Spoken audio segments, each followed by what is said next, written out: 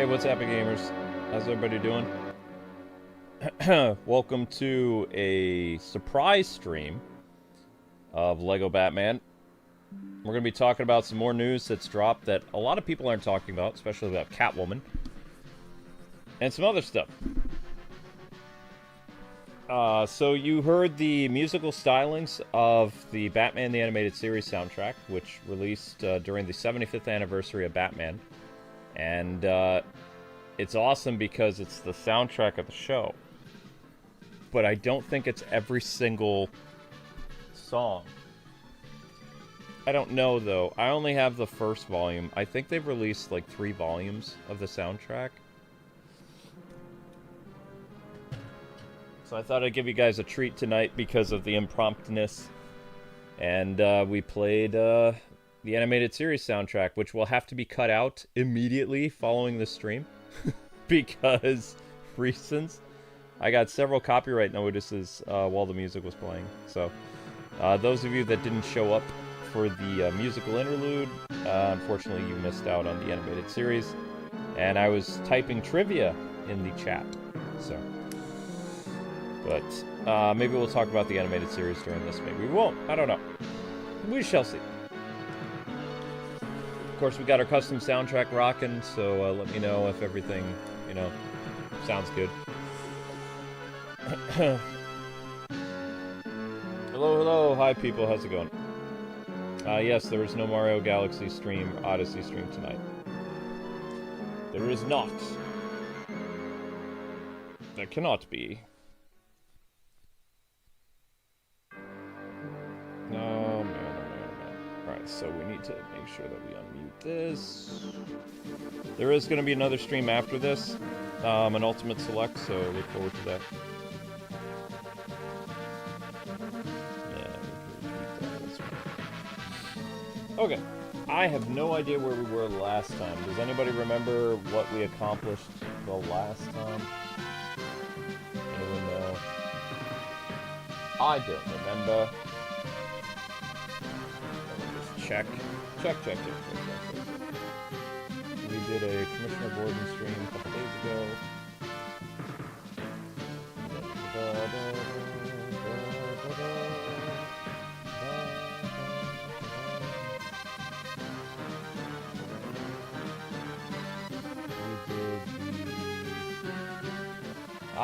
We fought Man-Bat, so that means today would be Penguin. And we're going to bring in Catwoman. We're going to be playing as Catwoman. And then I did 40 minutes of answering questions from 1:18 until 1:43. Almost 40 minutes. Probably about 20 minutes of answering questions. So we'll probably do a Q&A thing.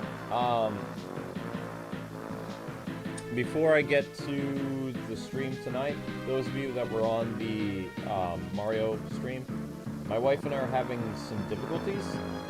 Nothing marital related, but financial. Our Jeep failed inspection today. And it's going to cost $1,300 to get it road savvy. The brakes are shot. The tires are gone. Like the back tires are about ready to blow out. The alignment is shot. And there was something else that they... So the whole thing is going to cost like $1,400. The thing is, I have that, but I was supposed to go to my mother-in-law's memorial. I can't now, because I can't afford to have both my wife and I go down to Illinois. I can only send her, so I have to get the vehicle ready. So if you guys are able to and you have a question tonight, please super chat a question, because we need to earn as much revenue as possible over the next week or two. Because, like, we're not doing well, and any little bit that you guys can do with, you know, asking me questions, you know, in the form of super chats and stuff, that'd be awesome. I'm gonna put a super chat goal up just so you guys can see it, but we're in trouble. Weren't expecting the car to be in that bad a shape, because I did the inspection. I saw the tires a while ago, and I was like, okay, the tires we need new tires, but I had no idea the brakes were going and all this other stuff, so not good. As the old saying goes, when it rains, it pours.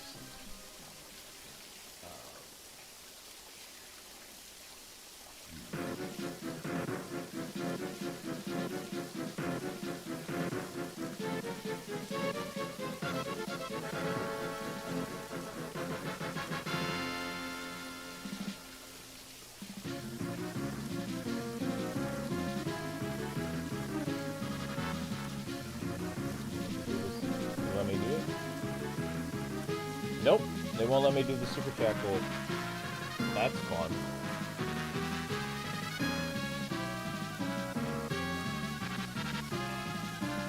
Awesome.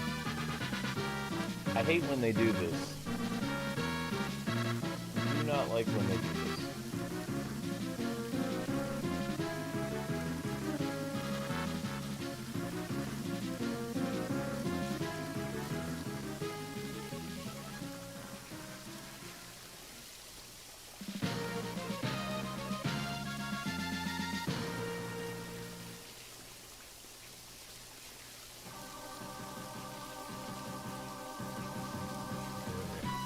Alright, so Super Chat goal is up. I don't know why it wasn't working before, it doesn't matter. So if you guys want to help out, there it is right there.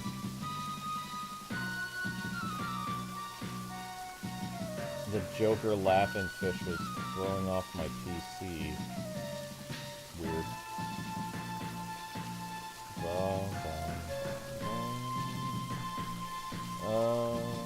Alright, there's my chat. Okay, let's go. So, we need to be Catwoman. And defeat the Penguin, and then we'll move on to the other thing. Go. Why are you not going in?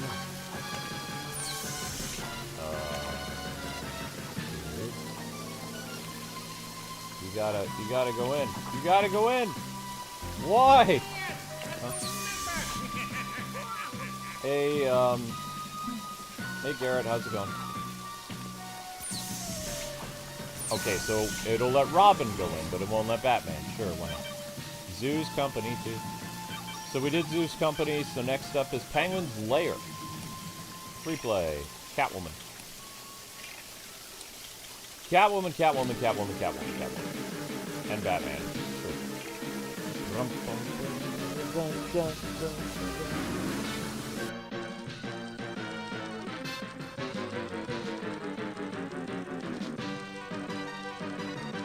Not too well, Garrett. My Jeep is broken. I have to pay like $1,300 or $1,400 to get it fixed. I've never failed inspection before. That's new. Really?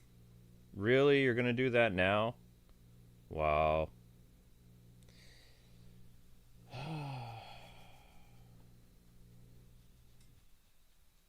Just can't catch a break. Can you guys hear me?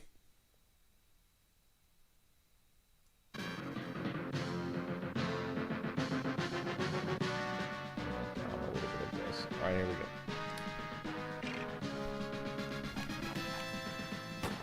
Need a new car? No. Just need to get my Jeep fixed.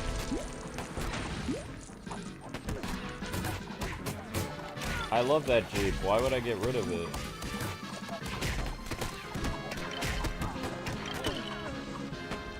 It's still in good condition. It just needs to be fixed. Just needs brakes, alignment,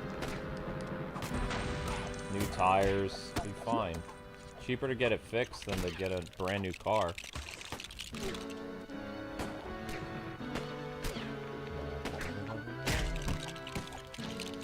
So I don't know if you guys heard or not before, there's a super chat goal. If you guys want to help out with that, it'd be fantastic. There's another stream after this. It will be on a game. Amber will be getting up. She'll be helping out with that. And yeah, so anyway, the reason for this impromptu stream, Mario Odyssey didn't do well, and also a friend of mine sent me some more information, so I figured I would I figured I would go over that new information with you. So, do you guys remember in Arkham City how you could play as Catwoman and roam the streets of Gotham? But there wasn't really much you could do, right? So, Traveler's Tales was paying attention to the Catwoman mechanic of Arkham City, and they improved it dramatically. So, when you play as Catwoman, you have the ability in the brand new LEGO Batman 4, Legacy of the Dark Knight, you have the option of going inside of buildings and robbing them blind as Catwoman. So, she's not necessarily a hero, she is a anti-hero who still acts and behaves like Catwoman, meaning that she is going to steal from people and do some other stuff. So when you're playing as Catwoman, you can break into, like, apartment buildings, banks, jewelry stores, museums, pretty much anything that, you know, has valuables. Both, like, high-rise buildings, when you're, like, you know, whipping around, or buildings that are on the ground, so you'll definitely feel like Catwoman. Now, I don't know what traversal for Catwoman is, like if it's going to be like Arkham City, where, you know, you use her claws and her whip to get around. I have no idea. I haven't heard anything about traversal-wise for how Catwoman is going to operate. All I heard was how Catwoman is going to behave in the game, and that one of her core aspects will be stealing. At least early on in the game. Maybe when she, you know, gets in good with the Bat family, she'll behave, but I don't know. They expect me to be Mr. Freeze. Whoa! I did not mean to do that. Everything freezes! Did not work. Ah, that did work. Okay, sweet. And we have to be Batman. Oops. There it is. Yes! So I found that kind of cool about Catwoman. Ah! See what I did there? Cool. So you'll be able to actually be kind of a villain. Like, well, Catwoman, you know. So that's pretty dope. I was like, alright, that's pretty cool. I like that. So they've definitely stepped up the whole Catwoman stuff from Arkham City. And even Arkham Knight. Like, everybody was surprised that you couldn't play as Catwoman in Arkham Knight, like, in free roam. They were like, but wait a second, you could play as free roam as Catwoman in Arkham City. What's the deal? What's up with that? Exactamo. So we need to jump her. Jump.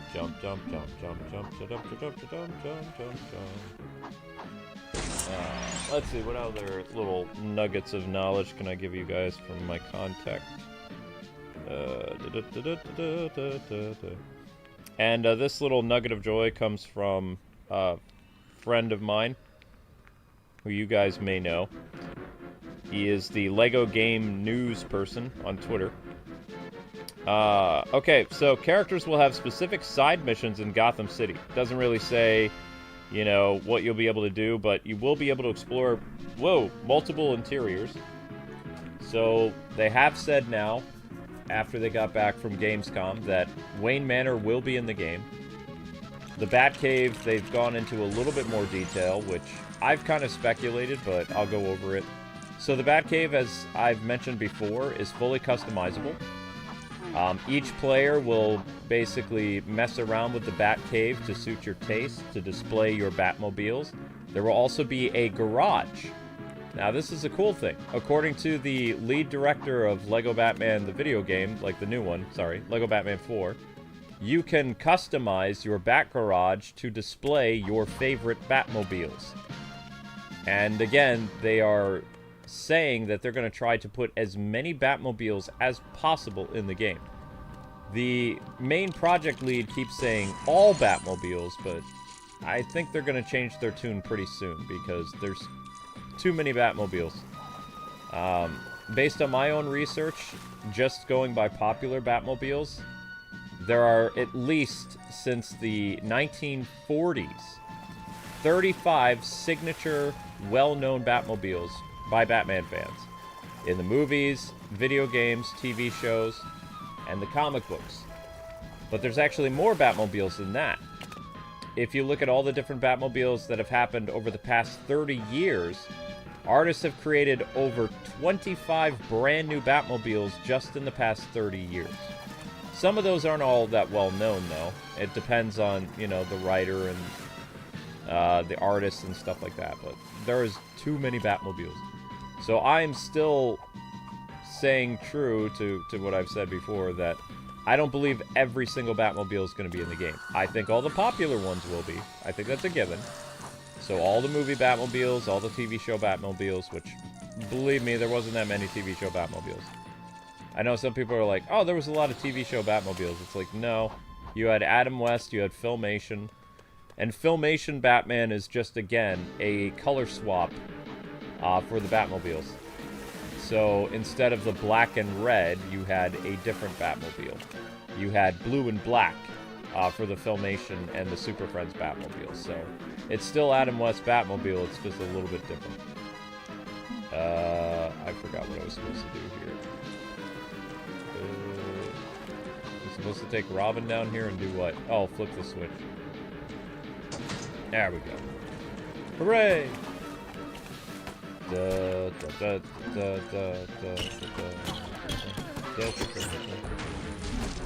gonna go back to Catwoman. Where are you, Catwoman? Hear me roar.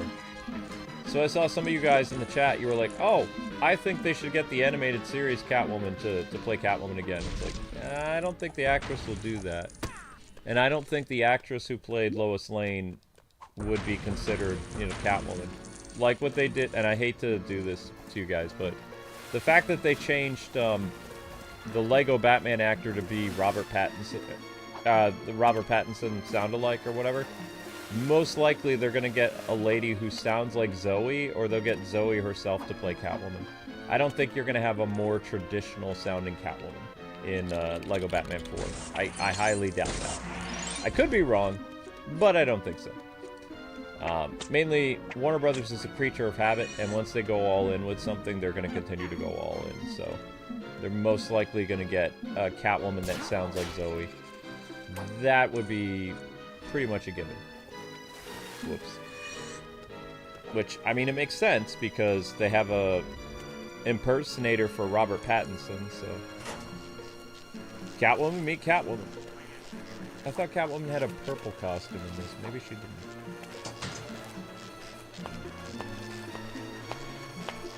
Maybe they meant all TV, movie Batmobiles. So, TV Batmobiles, just off the top of my head, let's see if I can do it.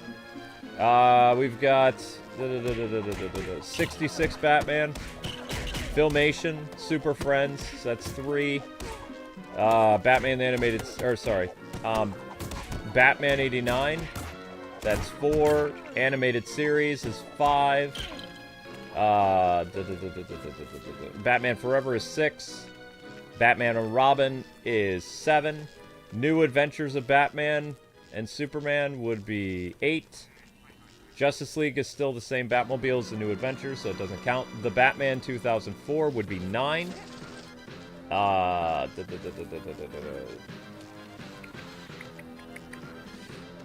The Batman Beyond Batmobile would be 10. Where am I? The Brave and the Bold Batmobile would be 11. I don't know if Young Justice ever had a Batmobile, did it? I can't remember. If Young Justice had a Batmobile, that would be 11. Then it would go... Did I do Brave and the Bold already? Beware the Batman would be 12.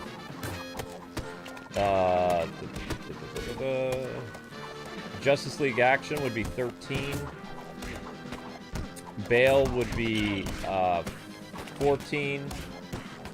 Affleck would be... Oh, wait, no, sorry. I was doing... No, I was doing them all. Never mind, I was doing 2 TV. So Affleck would be 16, I think. Did I miss any more Batmobiles? Robert Pattinson would be 17.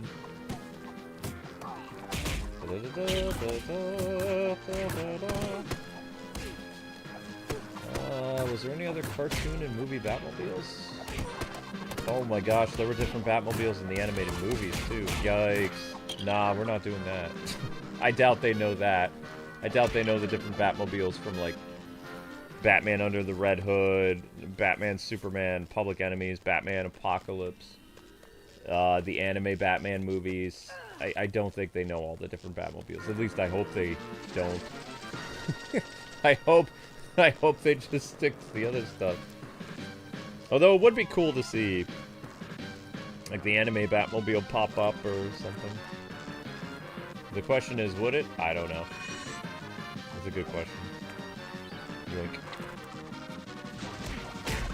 Catwoman, why are you hitting yourself? Why are you hitting yourself?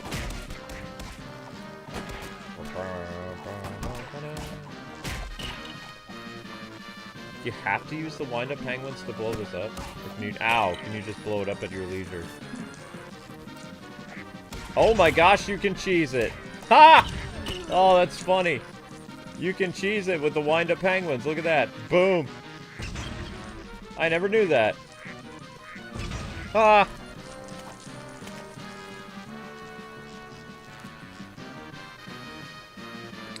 You can straight up cheese it. Interesting. Speaking of Catwoman, get down here, you freak.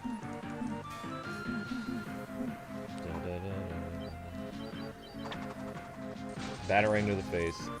Down you go.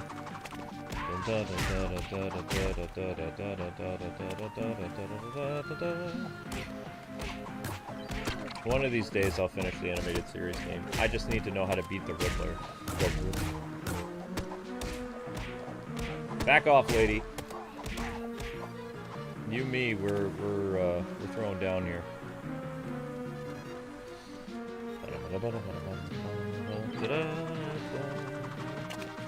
Is there any other TV show Batman that I don't know about? I guess Batman Wheels, but would I really count that? Cape Crusader. So this is at least, like, just from TV and movies, you're looking at like 17, 18 Batmobiles, if they do them all. That's a big if.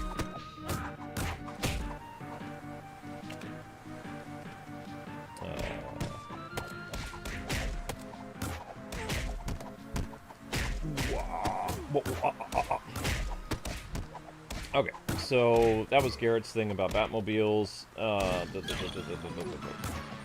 They keep saying that Gotham City will be the most in-depth and in-live environments that's ever been made in a Batman video game. So Traveler's Tales is already saying that the brand new Lego Batman will be the most in-depth living Gotham City that we've ever seen. Which, shame on you, Arkham. It took Lego to make a more alive Gotham City. That's all kinds of sad. But also I love Lego, so I feel kind of vindicated, like, yeah, let's go, Lego. Do something else the Arkham games haven't done. Let's go. A living, breathing metropolis. Or in this case, Gotham. Cool. I'm on board. To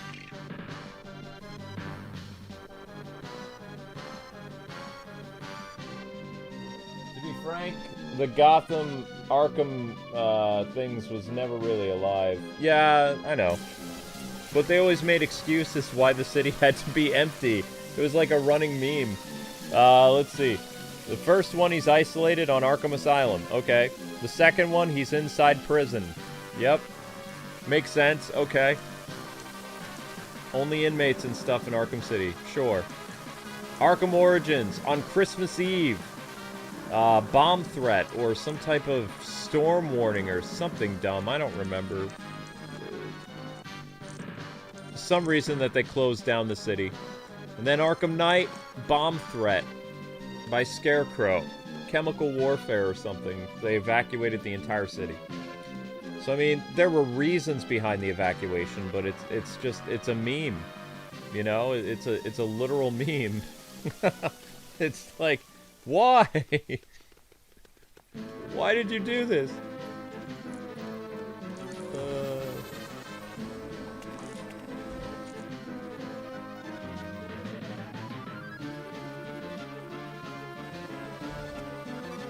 Asylum and City are the only reasonable ones. I mean, Arkham Knight, they made it pretty clear. Scarecrow was gonna, like, use a weapon of mass destruction on the city.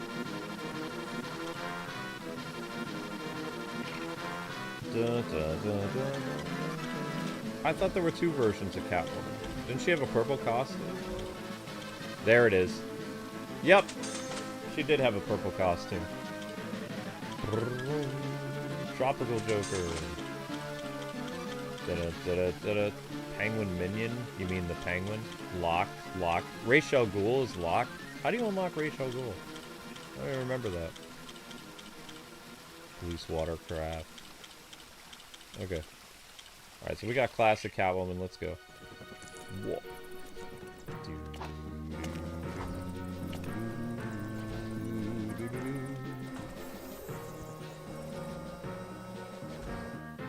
You thought there would actually be civilians in Arkham Knight? I didn't. When they announced the game, in the back of my head, this is how bad I am.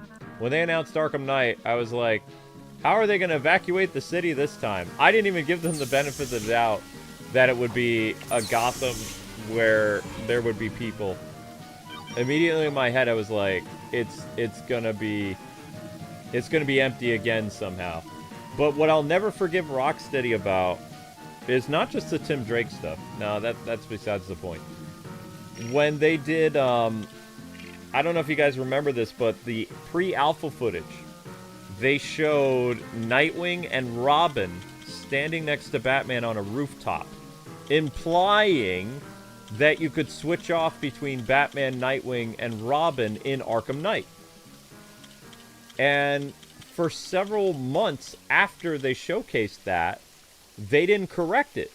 So people were under the guise that, oh yeah, you'll be able to free roam as Nightwing and Robin, just like you were able to free roam as Catwoman in Arkham City. Everybody assumed that. And then, you know, it never happened without mods. It was such a bummer.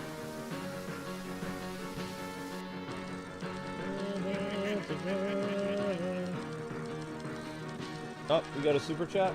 Thank you very much. That goes to my Help My Jeep fund.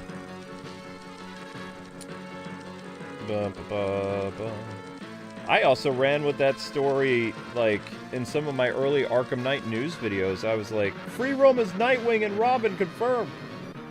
I ran with that for several months until I got a correction by Rocksteady. But it was such a letdown, you know, because it was like, why in the world can we not free roam as these characters when we could free roam as Catwoman and Batman in the previous one? Just seemed kind of lazy, you know? Hi, Kwing. Rewatching your DC Supervillains playlist. I pray to God and Jesus you and Amber get lots good luck to you and grant you both a wee one in the future. Very, very kind. You deserve the happiness that the freaks made you suffer through. Thank you very much. Nice to see you, Remnant Star. I appreciate that. God bless you, buddy. I wish they could have done more with Arkham Knight, but I have the vibe that WB would never have given Rocksteady such generous deadlines. True. Batmobile, that's why. Yeah. Yeah, the Batmobile is why. That's true. But where was Arkham Knight at? He was hanging out. One section of the map in the new Gotham and the others is old Gotham, which became Arkham City later. That's true. Correct. Correct, Damone. Tropical Joker is a vibe. Tropical Joker is very interesting to see in a Lego game, isn't he? 90s Catwoman. Alright. 90s Catwoman and Robin.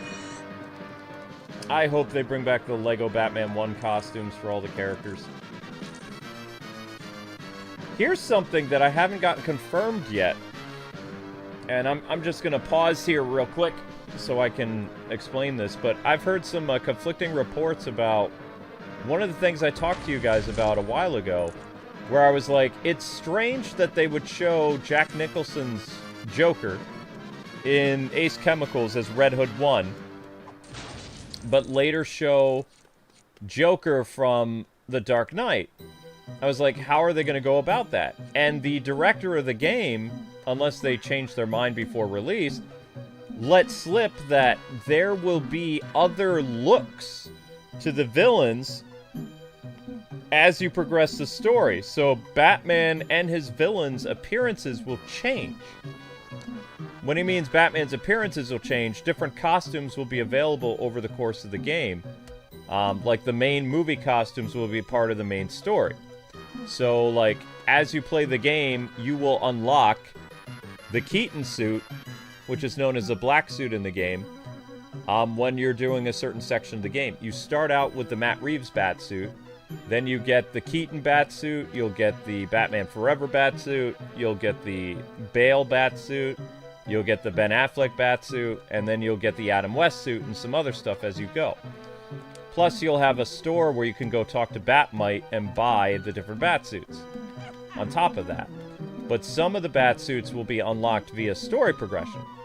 So, Joker and some other Bat villains will have different looks in the game based on where Batman is in his career. So, you'll see Heath Ledger Joker. I believe you'll see Jack Nicholson's Joker for a little bit. I don't know if we're going to see some other versions of the Joker. I'd be fine with those two. Like, literally, if they have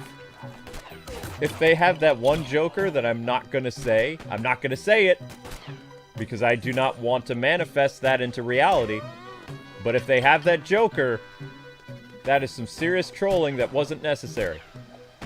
Because you only need, like, a couple good Jokers. Like, maybe animated series Joker, Nicholson, and Heath, and that's it. You don't need any more. We don't need he who shan't be named.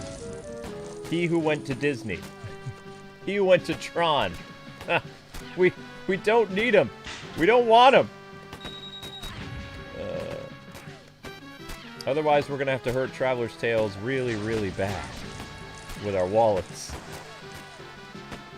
Ah! Don't manifest! Don't say it! Don't say it!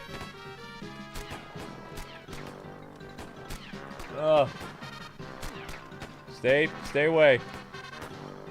Don't do it. Gotta keep creepy Joker out of here. Right? Yeah. He went to Tron. He did! He went to Tron World and he's a lot happier. And he has a cool name. I forgot the name of the new Tron movie. His name is... It's not Arise, is it? Arise. No. Tron... Ares. Ares! His name is Ares. Yeah.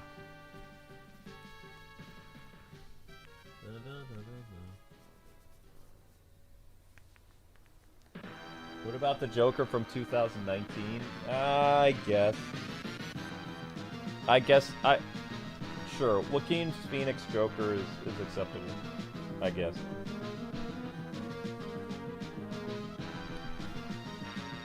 So how happy is who? What? What are we talking about? So that made me kind of happy. I was like, alright, so... Because... I mean, I like Heath Ledger's Joker, don't get me wrong. But if you're going to do Jack Nicholson's Joker, you need to have Jack Nicholson's Joker. Like, you can't just have him become Red Hood and then turn into Heath Ledger when he doesn't even look like him. So the fact that Joker's appearance and costumes will change as the story goes on, that's kind of cool. At least it sounds like that's what they're hinting at.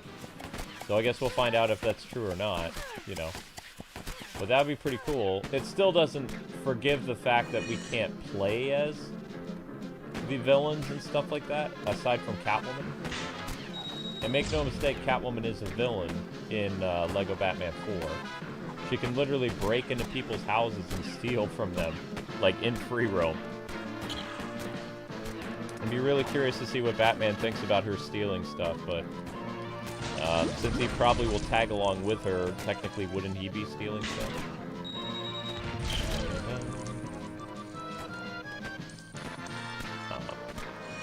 Now, I don't know if Absolute Batman will be DLC, or if he'll be like an unlockable Batmite costume.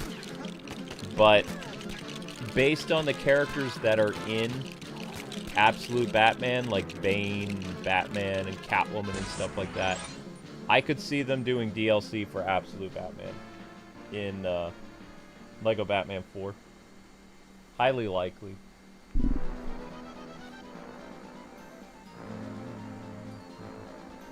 Hey, Richard.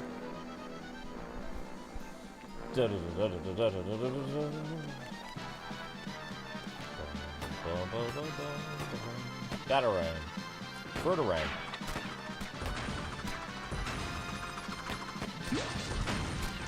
Weren't they supposed to fall down? Oh yeah, I keep forgetting. I can block their bullets by holding in my Batarang. Don't go to pieces on me.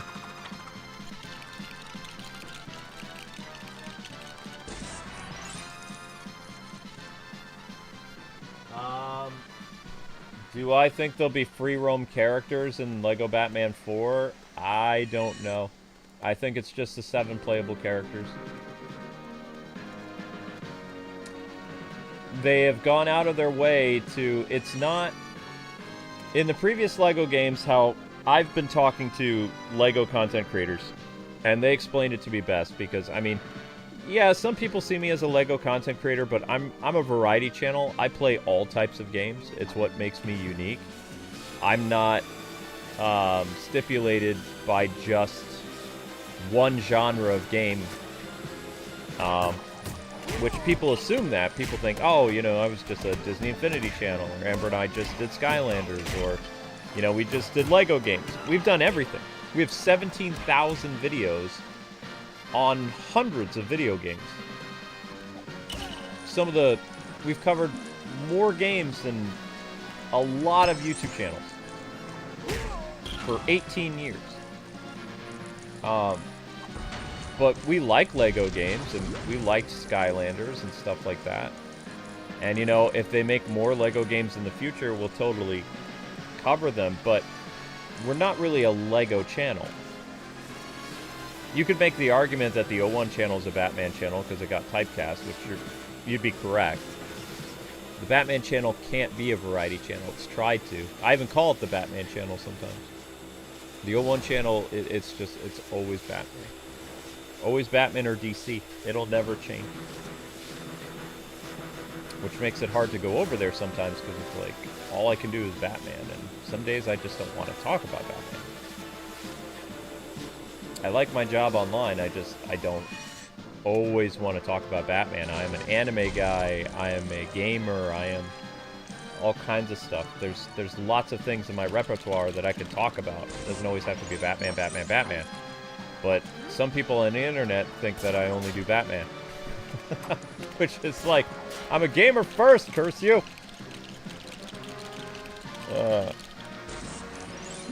You know?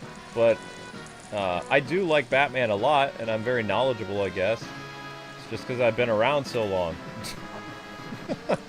I've been around so long. That's why I know so much.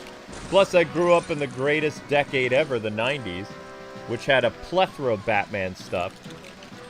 So it started me on my journey of becoming a Batman maniac, the 90s did. Because we had so much Batman content in the 90s.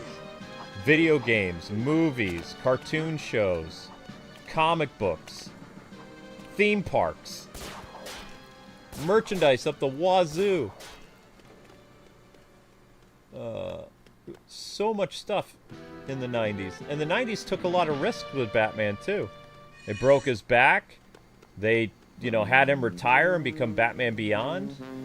They had some terrible video games like Batman Forever and Justice League Task Force. Took a lot of risks with Batman. Not all of them were good, but, you know. Batman Forever, the game. One of the greatest risks ever. Excuse me. I do not like that game. No way. Not you guys. But no, so you'll each character you play as, what I was trying to get to, you know how in Arkham when you play as like Nightwing and Catwoman and Batman and things like that, your characters have a signature way of responding and playing, and, you know, they bring their own types of energy to the game. So with the limited amount of characters that you have in the new LEGO game, they wanted to make an emphasis on those characters being, you know, really fun to play as, to make them a stark contrast from playing as Batman. Whereas in most LEGO games, like look at this one in particular, every character that you play as pretty much has the same types of actions, except a little bit of differences. Like Poison Ivy here, she'll have like a double jump. You know, Joker can walk through toxic chemicals. Penguin can summon penguin bomb thingies. But for the most part, it's still the same type of LEGO punches and jumps and whatever. So what they wanted to do with the brand new game, which I applaud them, is they wanted to make sure that every character that you played as, like the 7 different characters, Catwoman, Talia, Batman, Robin, Nightwing, Batgirl, Commissioner Gordon, that kind of stuff, that they all had a unique gameplay aspect to them so that they're fun to play as. And, you know, it makes sense that they're doing that because you have to remember that they've said time and time again they have used for their benchmark Arkham. They're not shying away from the comparisons of Arkham at all. I even heard like somebody do an interview a little while ago where they were saying that their gameplay mechanic is mostly Arkham or inspired by Arkham. So it changed their mindset for how many characters that they wanted players to play with. And it also gave them a lot of creativity to make these 7 different characters really fun to play with. So it is definitely something to look forward to, but it is going to be a big change for people that are accustomed to, you know, having so many characters to play as. Like in the previous, not just Lego Batman, but the previous Lego games in general, there's so many different characters that you can collect, you know? So unfortunately, that's not going to be the case with Lego Batman 4. The emphasis is on new characters and limited amount of characters, plus, you know, characters that will operate in this story that they're trying to do. So, it's going to be a change for some people. I don't really have a problem with it. It doesn't bother me too much. But I'm more of a... I would say I'm more of an Arkham fan than I am a Lego fan. So the fact that the Lego Batman game has more of an Arkham fingerprint, I mean, I'm on board for it. I'm like, yeah, let's go, you know? That's really cool. I never collected every single character in the Lego games. Like, I just... When the Lego games came out, I was an adult. Most of the people that spent a lot of time, not to generalize or anything, but what I've seen, based on different ages of people that play Lego games, is the younger crowd, when each Lego game came out, they platinumed it, they, you know, tried to find every single character and all this other stuff. And the older crowd, people my age, who were, some of us who were covering the Lego games, the job was to basically go through the story, you know, and maybe do a little bit of free play if you wanted to, but the whole point of getting a walkthrough done was to show the story. That's the whole point of what it was back in the day on YouTube. So a lot of people, when they were doing quote-unquote walkthroughs and Let's Plays, they would just go through the main story. Whereas the younger generation, when they were growing up with these Lego games, they wanted to get as much out of the Lego games as they could. So they would go through and they would 100% it. Pretty much. So they became Lego experts. Whereas my generation, the people who grew up with things like the Batman, the animated series, Super Nintendo game, and, you know, the OG Mortal Kombat, or like the Ninja Turtles arcade game and stuff like that, we weren't really completionists. We were gamers that would migrate to other types of games. Like we would, you know, one week we'd be playing an arcade game, the next day we would be doing a racing game, or maybe a murder mystery, or like an FPS, or, you know, we're always constantly jumping around because video games was like so much variety. So that's the difference. Whereas a lot of people, like the younger generations, they grew up being completionists because of people like Gerard and some other channels. You know, they made it cool to go through and complete a game, to grind through it completely, and stuff like that. And the generation before that type of stuff wasn't really into that. Like, we were more of a variety is a spice of life type thing. You would play a game for a little while, and then you would go to the next game. You wouldn't, like, invest so much of your time into one game. Especially because we were basically the Blockbuster generation. You would rent a game over the weekend, play it, give it back to Blockbuster, and then rent something else the next weekend because you already rented that game. Either you beat it or you didn't, you know? There was no reason to go back and play it again. There was always something fresh and new that was coming out. So that was our mindset back then.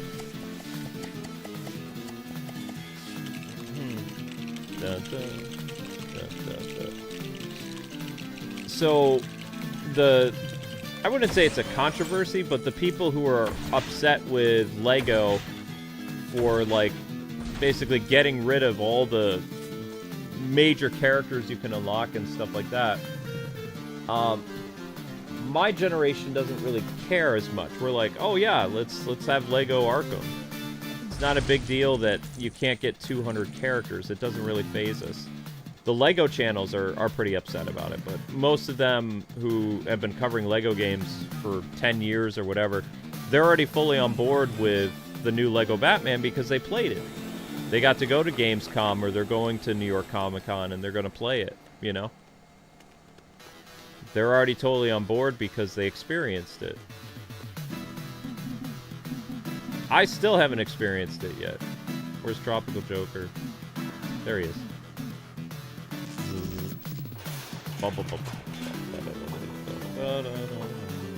And I'm not trying to knock, like, anybody's, like, type of gaming preferences. If you liked 100% games, go for it. You know? I have nothing against you doing that kind of stuff. More power to you, you know? I'm just saying, like, from my perspective and what I grew up with, I didn't see too many people or even hang out in circles where people were completionists.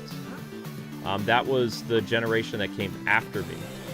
Like, when I was in my 20s, the people who were like 10 and 15 and stuff, that was the kind of stuff they were doing. And it was very clear online, that's what the online culture was, is to become a completionist. Whereas before, it was just to beat the game. Pretty much.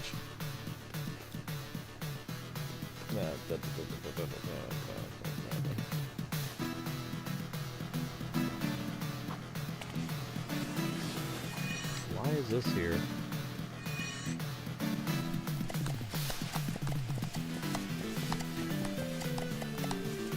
You never actually remember going to Blockbuster yourself? Blockbuster went out of business right after I got married. Blockbuster had its going away sale. I remember, have you guys ever seen the Star Wars poster we have in our house? It's a Star Wars painting. It's one of Amber and my favorite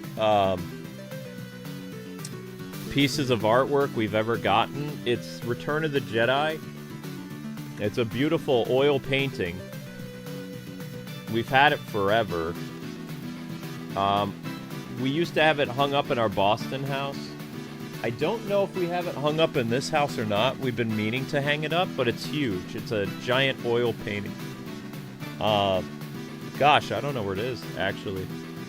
Uh-oh. But we used to have it. And we got that at Blockbuster's going away sale. So Blockbuster, like, it was around 2006. Blockbuster was going bankrupt because of places like Netflix. And I don't know if Hulu was around yet, but like places like GameFly and Netflix and other places were putting them out of business, pretty much. So nobody was really going to Blockbuster anymore to rent movies and stuff. They just, you know, didn't work that way when you could just go and rent the movie and have it delivered by DVD or whatever. There was no reason to actually go to the store. But what people don't understand with Blockbuster, there was a subculture. Just like how there's different online subcultures, we had subcultures in the 90s too, and that was hanging out at Blockbuster. You would ride your bike or get a ride, and, you know, you'd browse the shelves and play. We had game kiosks set up. The Blockbuster I worked at had a game kiosk of both PlayStation and Dreamcast, as well as, before that, we had a PlayStation 1 kiosk from Sony, and we had, what was that? We had a TurboGrafx one, or Neo Geo. We had a Neo Geo hooked up. There would be movies constantly playing, like an employee every day would put in a different movie in the VHS, and it would play when people would come into the store. And what was really cool, especially my store outside of Chicago, we had it configured that when you put a movie on in the store, it would play over the loudspeakers. So the speakers that were in the store overhead, instead of playing music in our store, you would hear the movie, whatever movie we had playing, to really make you feel like, you know, you're in a movie store. It was actually a cool idea if you think about it. So we did that, and we always had people browse our video game collections and things like that, and we had a pretty decent deal. Like, I think it was buy one, get one free or something like that. We sold used games. We did all kinds of stuff. Blockbuster was a really fun place to work at. Plus, it was a fun place to go to. It was like besides the mall, it was like your #1 destination as a teenager or a young adult was to go to Blockbuster, to make it a Blockbuster night. I miss that time, really, because gamers get a bad rep of being, like, very antisocial and, you know, withdrawn and stuff like that. Whereas back in the 90s, we weren't isolated. We had regular relationships with people. Like, we would go to Blockbuster and, you know, hang out with people. We'd go to the arcade, do lots of stuff. The nightly news would try to make us out to be like vagabonds and stuff like that, but we weren't. We had friends, we hung out, and did that kind of stuff. We didn't do anything bad. It's just society wanted to, even back in the 90s, they wanted to blame gamers for the ilk of society.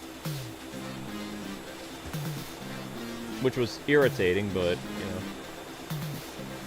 it is what it is. There's just something about, even 30, 40 years later, the world just, there's some people that just don't like gamers. Even though gamers have proven to be more intelligent and wise, and, you know, they work hard, like in real life. When we go to our jobs and stuff like that, we work very hard, to the point where a bunch of normies get mad at us. I went through the ranks of several jobs that I worked before the internet, and I was easily getting promoted and all this other stuff because I worked harder than the normies. I wasn't trying to grind or anything like that. I just wanted to do my best so I could earn money and buy more video games. I wasn't trying to do anything quote-unquote wrong or anything. I just wanted to do my job, get paid. The more I worked, the more I got paid, the more games I bought. It was that simple. But I still remember getting into an altercation with somebody at work with a normie, that they didn't like me working hard and stuff like that because it made them look bad. And I just told them, hey, if you don't want to be shown up, it's like you got to step up. Because I said, the reason why I'm doing this is because I want to buy stuff, man. I want to go out and spend my paycheck on fun stuff.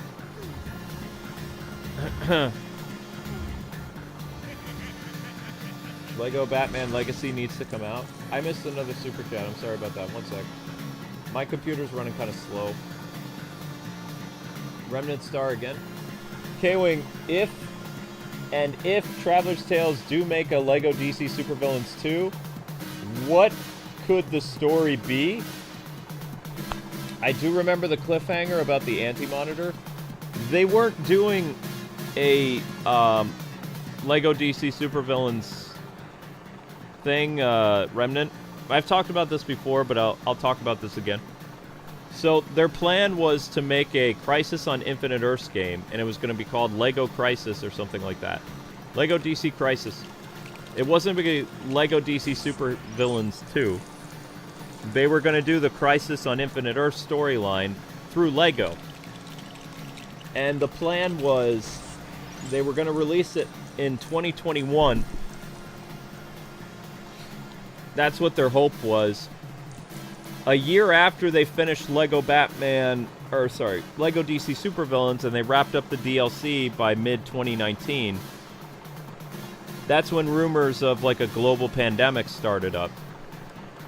And unfortunately, the CW and other people were doing Crisis stuff, and it became oversaturated. So, the sequel plan for Lego Batman 4 or 5 or whatever you want to call it, the sequel to Lego DC Supervillains got shelved because there was no way that Warner Brothers was going to let them do a Crisis event when the CW and DC animated universes were also building to a Crisis. There's too many Crises happening.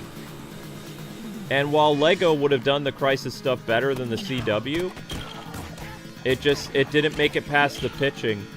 And there's a lot of concept art that was designed for, like, the Crisis game, but it never made it past the planning stages. There's no alpha build, there's nothing, there's no pre-alpha.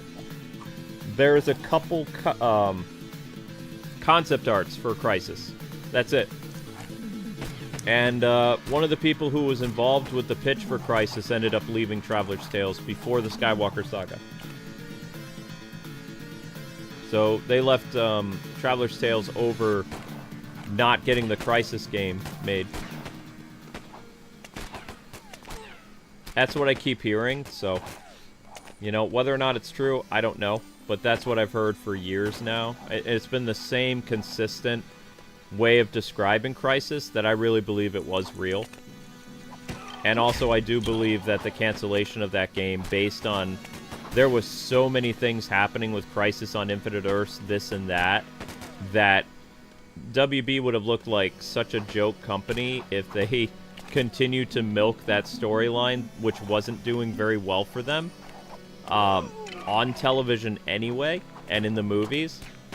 Like, both of the Crisis animated events, or, like, the Crisis CW thing, didn't do as well as what DC was hoping. And they were also building towards a Crisis thing with, what's his name? Zack Snyder. So there was too many Crises happening. It was just too much. Lego Batman Legacy needs to come out already. Yes, I agree. I 100% agree. Yes. So unfortunately, it all has to do with timing. If the Lego DC Supervillains sequel would have gotten fast-tracked and the CW wasn't, you know, trying to do the Crisis thing, and DC Animated Universe wasn't building toward a Crisis thing, and in the comics they weren't doing a Crisis... They were doing a Crisis event in the comics, too. Which had to do with the Wally West being evil thing, or I forget what that was called. The Crisis Center thing. There's just too many Crises. So they got tasked with doing another Star Wars game.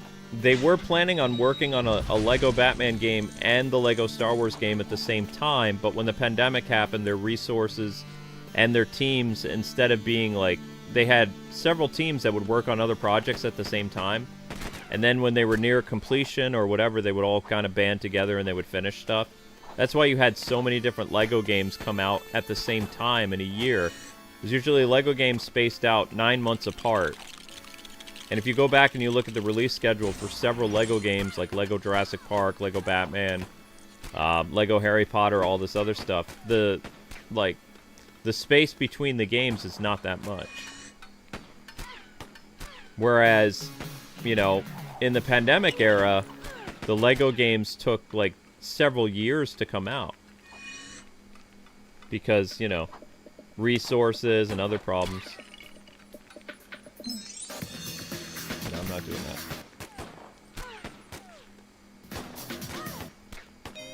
Not doing that one. We'll do this one. I like this one. This one's growing on me. Yeah, ow.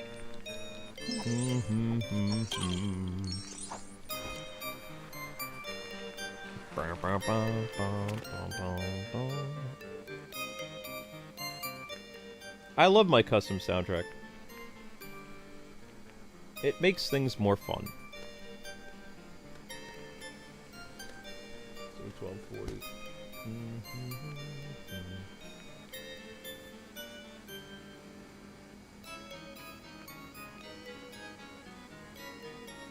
Yeah, they're doing something different with the Riddler stuff, Lux. I still can't, like, really, you know, lock down what exactly they're doing.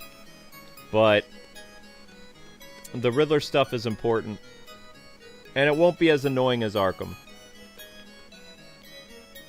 Probably.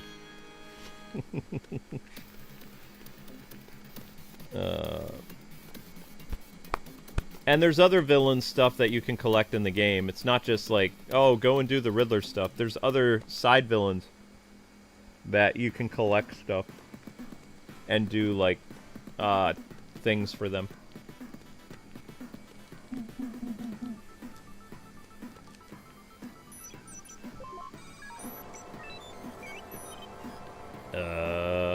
What?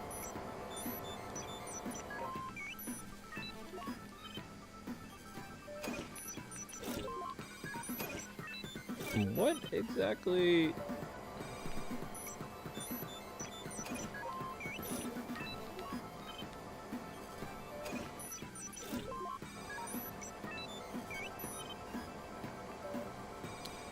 I don't know what they want. Oh, maybe I need to grab something from up there? No?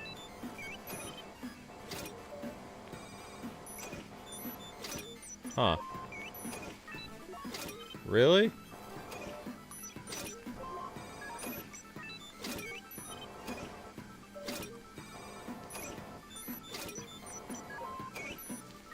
Well, that's weird.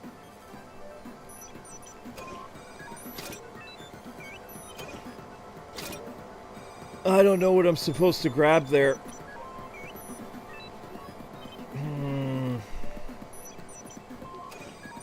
Oh, now it works.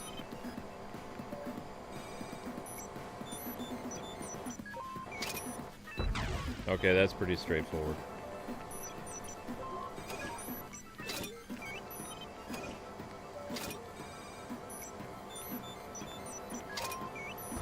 Do do do do do do do. Dun, da, da, da, da, da, da, da.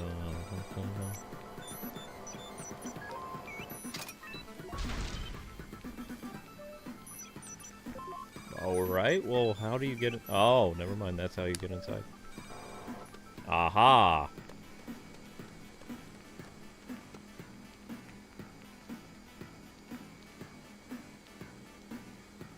Aw, that's very nice of you, Sammy. Thanks for the help, man.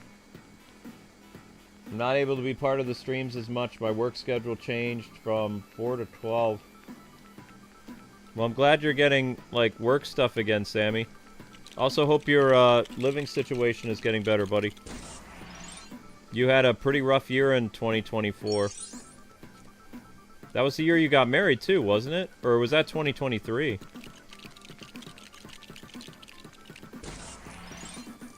No.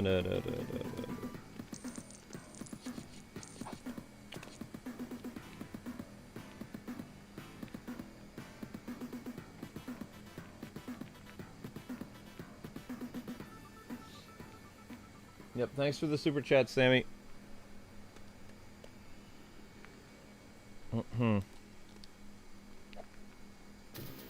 Okay, what were we...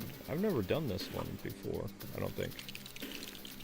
All these years later, I've still not 100%ed any Lego Batman game. Isn't that crazy? I just haven't.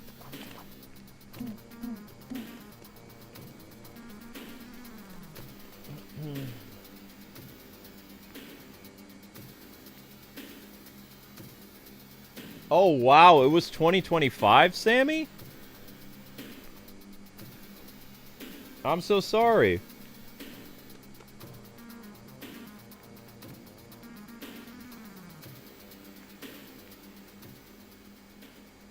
You wonder if this will be the best Batman game ever? Lego Batman 4? Probably. Think of all you're getting with the new Lego Batman game. As many Batmobiles as you grew up with, you're going to get to drive. And these Batmobiles, you know, drive exactly like the Batmobiles from their respective media. So the Tumbler is very hard to control because it's a big black tank. The Roadster from the Batman is much easier to navigate, as is Keaton's Batmobile. The animated series Batmobile will probably be very difficult to drive because of its design. You know? And you have a living, breathing Gotham City. Think about that for a moment. As much fun as it was to explore Arkham games, didn't it feel like you were exploring a graveyard in a sense? There was nothing there. It got very repetitive. The same type of enemy types would pop up. Every once in a while, in Arkham City, it would keep you on your toes. There'd be people on the rooftop with guns. So you had to be careful when you were gliding around and stuff, right? But in Arkham Knight, after you complete the main story stuff, you don't really have a lot of resistance on the on top of the buildings anymore. And even Arkham Origins, you have to be careful of snipers even in free roam. So it, you know, keeps you on your toes. But Arkham Knight, once you clear everything out in Arkham Knight, it's a barren wasteland with only bad guys appearing on the ground level.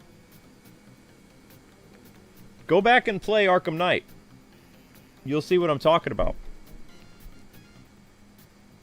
Enemies are only regulated to the ground after you complete the story. There's, you know, whereas in this new, I keep calling this Arkham game, in the new Lego Batman 4 game, when you are gliding around the city, you're going to see people hanging out.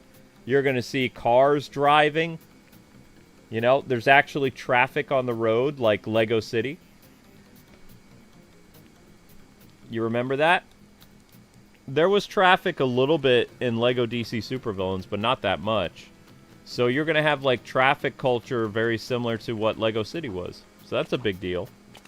If anybody remembers Lego City. That's something I want to see Traveler's Tales do after Lego Batman 4. I want them to make Lego City 2. That's what I would love to see. I enjoyed Lego City tremendously. I don't think I'm alone with that assumption either. I think a lot of people would love a sequel of Lego City 2.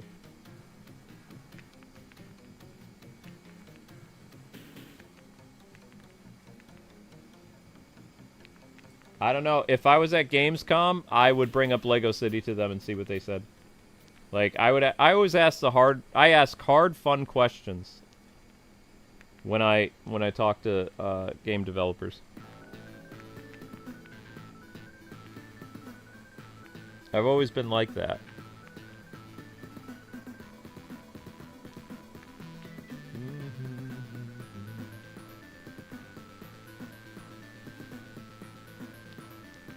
You wanted to play Lego City? Lego City is super fun.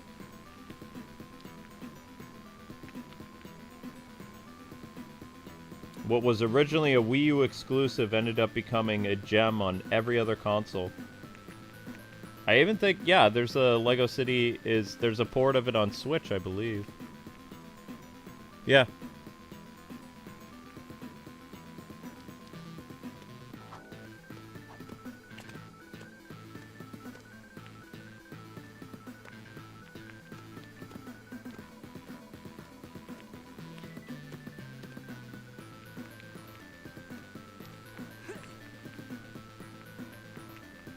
I mean, if it makes you feel better, Sammy, the first year of my marriage, I was in and out of the hospital. I had to move in with my parents and rent a studio apartment from them. Like, our first studio apartment was in their home. We didn't even have a proper kitchen. We had a sink. We had a bathroom. Actually, no, we had a shared bathroom.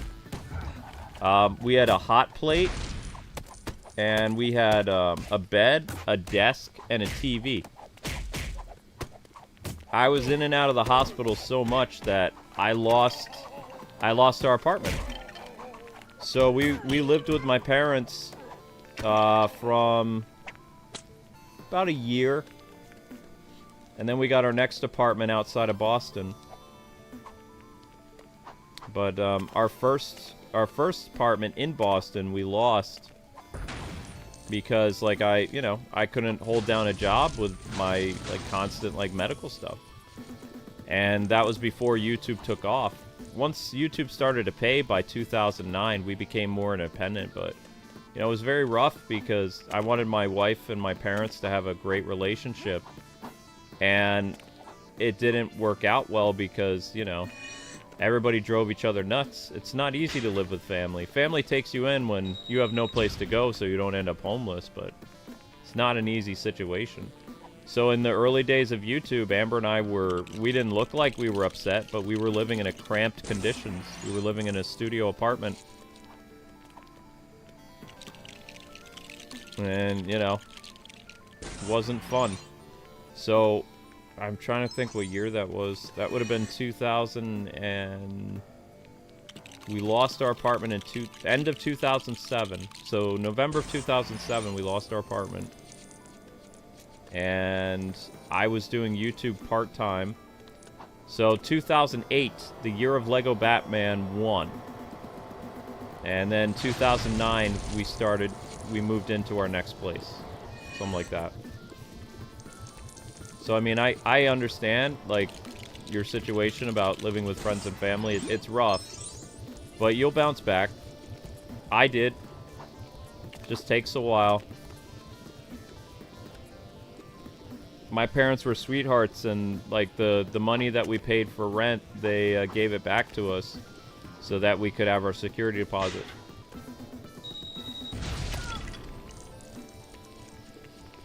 So, that was nice.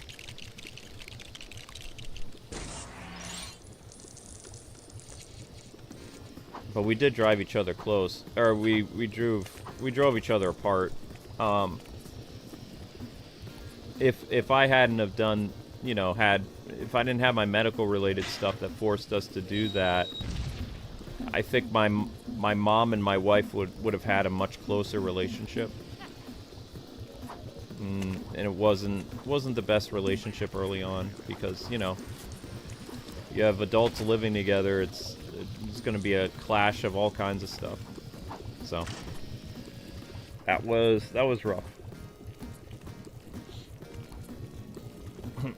But, there was nothing I could do about it. I was very sick. I was in and out of the hospital. I couldn't hold down a job.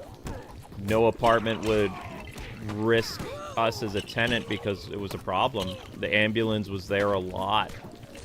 We actually didn't get kicked out of our apartment because we couldn't afford it. We got kicked out because the landlord was tired of the ambulance coming. And they just, the neighbors hated us because one week I would be completely fine and the next week I would have breathing problems and, end up passing out or something. And ambulance would come again and wake them up at like 3 or 4 in the morning. And these were people that went into work at like Boston and stuff like that. So our neighbors hated us.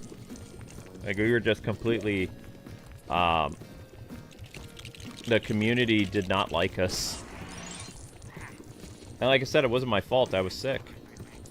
Couldn't help it. Wasn't trying to be a nuisance or anything like that. But that's why we ended up, like, everything kind of fell apart, is because the landlord just didn't want us there. He was a mean guy, too. He wasn't a nice guy or anything. He wasn't a saint.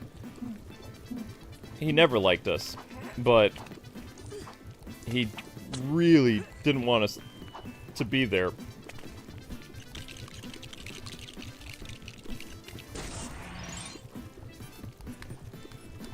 What was I having problems with? I was having, I was trying to explain. I was having cognitive and breathing related issues because of the car accident. So I survived the car accident in 2004, but I suffered immensely after the car accident for up to 10 years. I had brain damage, I had breathing problems, I had messed up ribs, like I had hairline, like it took forever for my ribs to heal, and they never really did heal when I was younger. I had scar tissue damage. So it's like, I was in bad shape.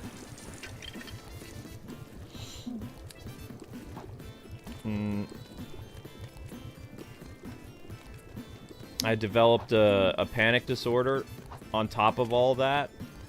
So it was just too much. I'd have good days and I had bad days. And for a young married couple, it was not fun. It's nothing... You know, Amber and I thought we were going to have, like, this blissful romance and, you know, young newlywedness. Didn't happen that way. We both worked really hard. We had 3 jobs each. And then when I lost my jobs, because I couldn't hold them down, the internet was not paying. Like, I was a part-time game journalist, but they didn't make anything. Like, game journalism made bumpkus. If I'm being completely honest. Did not make anything. And I had to work insane hours as a game journalist, too. Meeting deadlines and, you know, all kinds of stuff. Like, making sure my writing stuff was sent in and getting calls from the coast. And because the time zone was different, Amber would get woken up a lot because, again, studio apartment.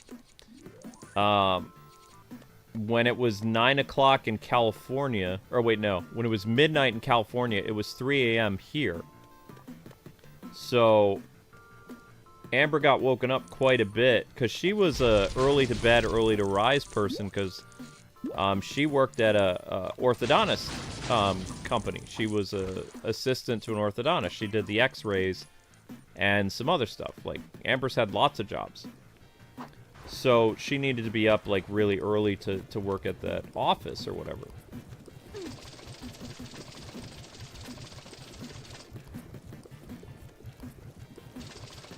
Is that correct? Okay, that's correct. And then I just blow it up. Okay.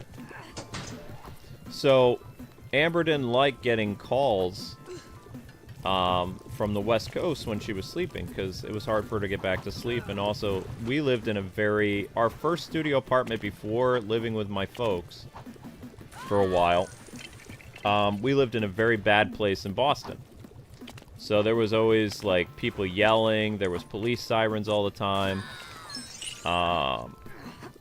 Possibly gang-related stuff. I don't know. There were people, like, always yelling next door. Like, there was a Spanish couple. I believe they were Spanish. Always yelling at each other and throwing things.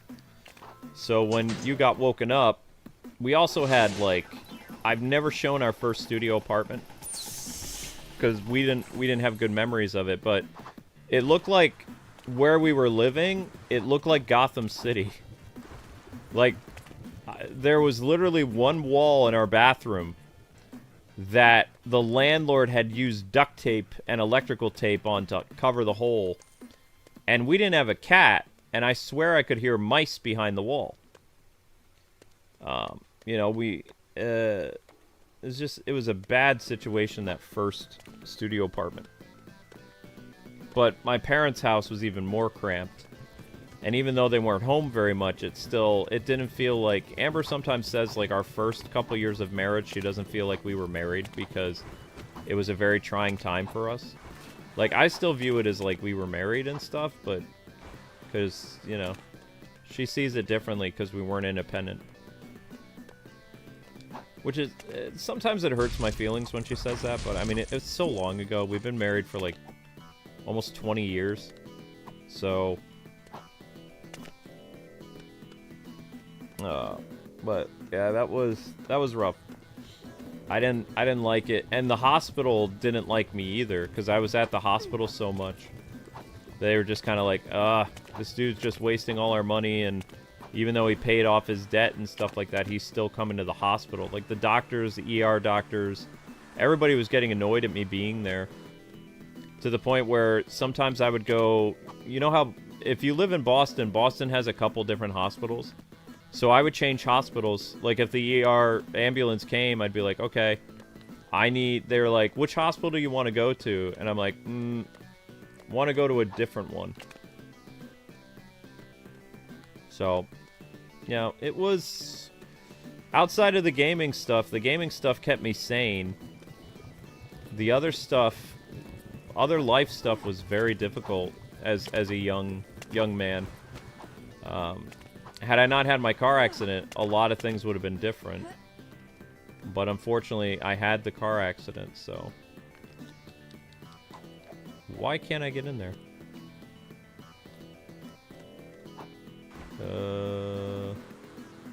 That's supposed to lower. This needs to be a car, so where's the car at? I need to bring the car with me. Over the bridge. Did they have a vehicle out here? There it is.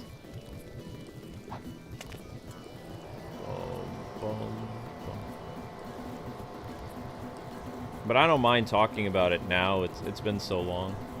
But when people say, "Oh man, I have to move in with family because of like finances or health or something like that," it's like I always tell them it's like, you know, it's totally relatable. And you know, I went through it. You're going through it now. You won't have to go through it again. And someday, if you have a family member, when you have kids and something happens, and you need to take care of your kids, you'll know what it's like to live with your parents or whatever when you're in your married years. You know, family's supposed to be there for each other. Like, that's what I believe. I believe family, if you love each other, then when life doesn't go the way that you need to, or not, you know, when life gets really insane and you have no way out, there's a lot of people are too embarrassed to turn to their family, but that's what family's for, you know? So I'm very thankful for what my folks did all those years ago. If I ever have kids, you know, that live, I know that's dark, but the cards have not been kind to us. If we have a child that survives this time around and they grow up to be an adult, you know, if they need help, I'm gonna help them. That's what I believe family does. So.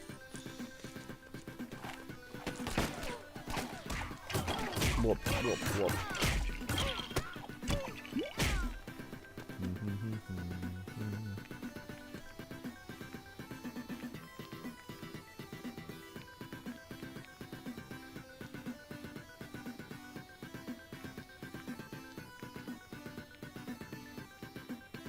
Hopefully with hardship you find ease. I've never really found ease, though. I've always lived life on hard mode.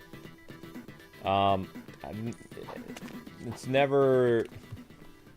I had to find ways of surviving as a ADD dyslexic person, right? So the working life was never easy for me. And then when I finally got something going the way that I wanted to, like my boat finally came in. YouTube did so well for us a decade ago. And then that company 10 years ago stole all that money, the 50 grand from us. And we had to, all that money we had been saving, we had to live on in Boston because Boston was super expensive. And not only that, but I had to use the remainder of our savings to flee Boston and move to Pennsylvania. If I remember correctly, it took $11,000 to move from Boston to Pennsylvania. Plus, I don't talk about this part, but I couldn't get out of my lease in Boston, so I was paying for 2 apartments. I was paying for 2 apartments in Pennsylvania and Boston, and I wasn't even living in Boston yet. Like, I had already moved away. But they weren't cool with us leaving, and we didn't have a lawyer to get out of the contract or whatever, and I couldn't afford the price it was to break the lease. And rent was only about, like, I don't know, I think it was like 16, and my new rent in Pennsylvania was 1,000, but I was paying for 2 apartments for like 4 months. On top of, you know, moving from Boston to Pennsylvania. So my finances were completely gone. And then when things started to improve because of Arkham Knight, it was like the end of 2015, then the IRS came after me. So it was too much. And by 2030, I'll finally be done paying off the IRS. And then I could start saving, but because I'm a pessimist, I'm like, okay, once I get done with the IRS in 2030, what's going to happen then? Is YouTube still going to be around? How much is my income going to drop then? Because every time something good happens, my income gets worse. I'll give you an example. When I paid off our credit card, one of our credit cards that we used to move to Pennsylvania, it took me a couple years to pay it off. I was like, as long as our income stays the same, we'll actually start to be able to save money. We can take our bills. Our income dropped by like $350, which is what the credit card bill was. I was like, okay. Then I was like, well, that's weird. Then I was like, all right, once we pay off our car and we make this amount of money and the bank or whatever, we'll be able to start saving properly again. Things won't be tight for us. I kid you not, this happened, okay? As soon as I paid off the car, which was $690 a month, I was paying my Jeep. I was paying the bank back for like, I don't know, 7 years. Paid off the Jeep. The next month, my income lowered by $690. So I was back at square one again. It was like, I make this amount of money on YouTube, but then that extra money that I thought I could have for savings and all this other stuff, it was gone. It was almost like God was telling me that he's only going to give me what I need to survive, which really pissed me off. Because it's like every time I make plans to get out of financial debt, my income drops. Every single time. It's like I'm cursed.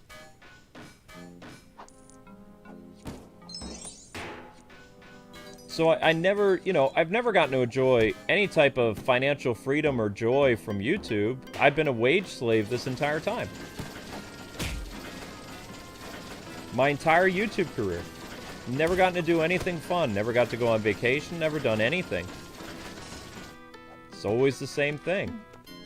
And then, by miracle, or not by miracle, by a curse, my income lowers again.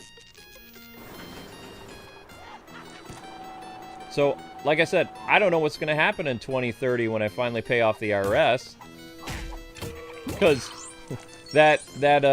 whatever they're taking. They're taking about $1,100, right? They're siphoning $1,100 a month from me. After they're done doing that in 2030, what happens then? Am I going to lose like $1,000 a month, like from YouTube or Patreon? Like, what's going to happen? It sucks. Yeah. I've had YouTubers come up to me, they're like, well, if you were just, you know, better with your finances, this wouldn't have happened to you. It's like, dude, I'm literally eating ramen almost every day. Like, I am more frugal than you are, drinking your Dunkin' Donuts every day. I don't know why this keeps happening. It's crazy. But it does. But it's like, how can I tighten the belt anymore? I already don't allow my wife to do a lot of fun stuff. She's not allowed to get lots of makeup and jewelry and all this other stuff. And I've cut down on certain types of food. And we have no real entertainment in our house other than Crunchyroll and Amazon Prime. And Amazon Prime we use as a business thing because of packages and all this other stuff. We hardly get to do anything quote-unquote fun. And we're still screwed. But it's been that way almost our entire marriage. It's crazy.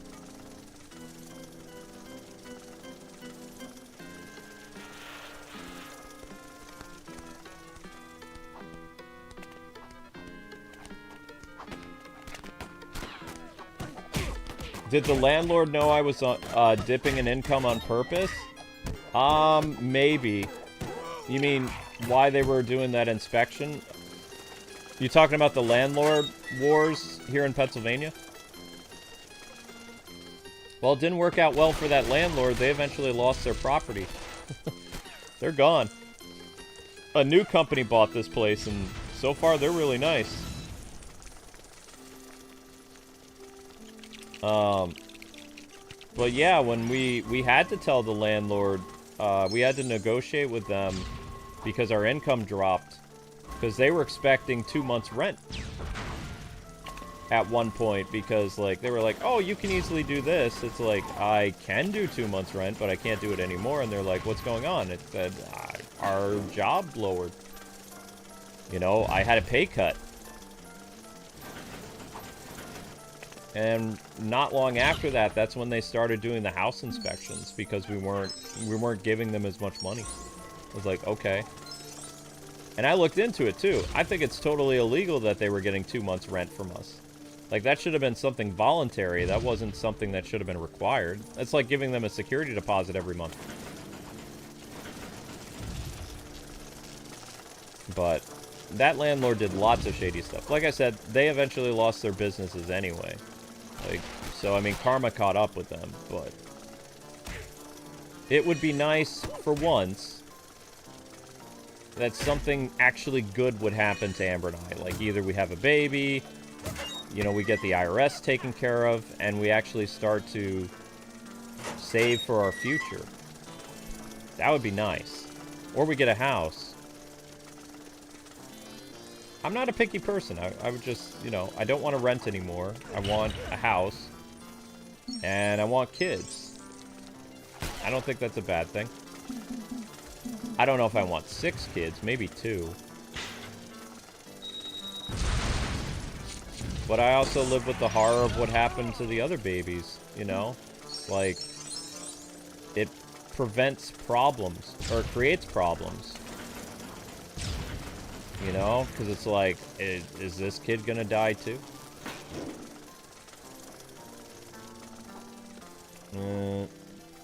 So I don't even know if Amber and I are very healthy because we live with a lot of trauma. Music's very fitting.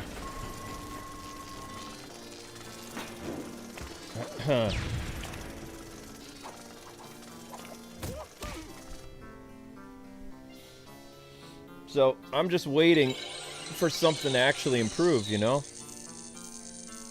I don't know if it will or not. I just take each day at a time. That's pretty much it.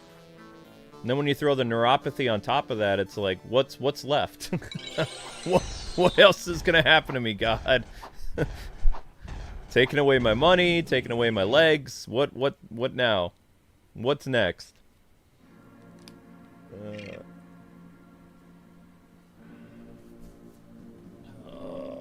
I mean, at the end of the day, God is sovereign and all that, but I'm still kind of like, what's going on?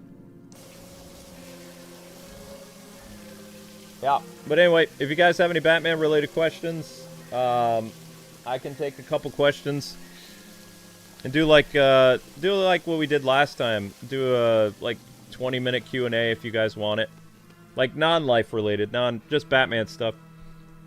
And then I'm gonna wake up my wife to do the Ultimate stream. Trials and tribulations. Oh yeah, yeah. Probably gonna take your house. Yeah, gonna turn me into frickin' Job. Live on a cardboard box. Have to live with my parents again. Jeez.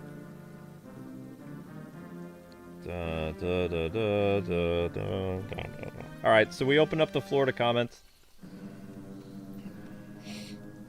You guys have stuff you want to know about the game. Have you seen Absolute Joker? No. I've seen Absolute Catwoman, Absolute Bane. I like Absolute Catwoman. She looks pretty cool. Got like all these Tron vibes going on.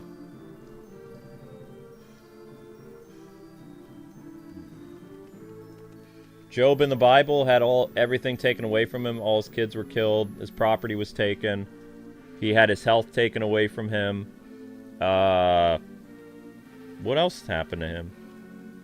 Finances, children, health, food. And then, of course, he was blessed again with more children and more wealth and all this other stuff, but not one of my favorite Bible characters. But very relatable. Very relatable.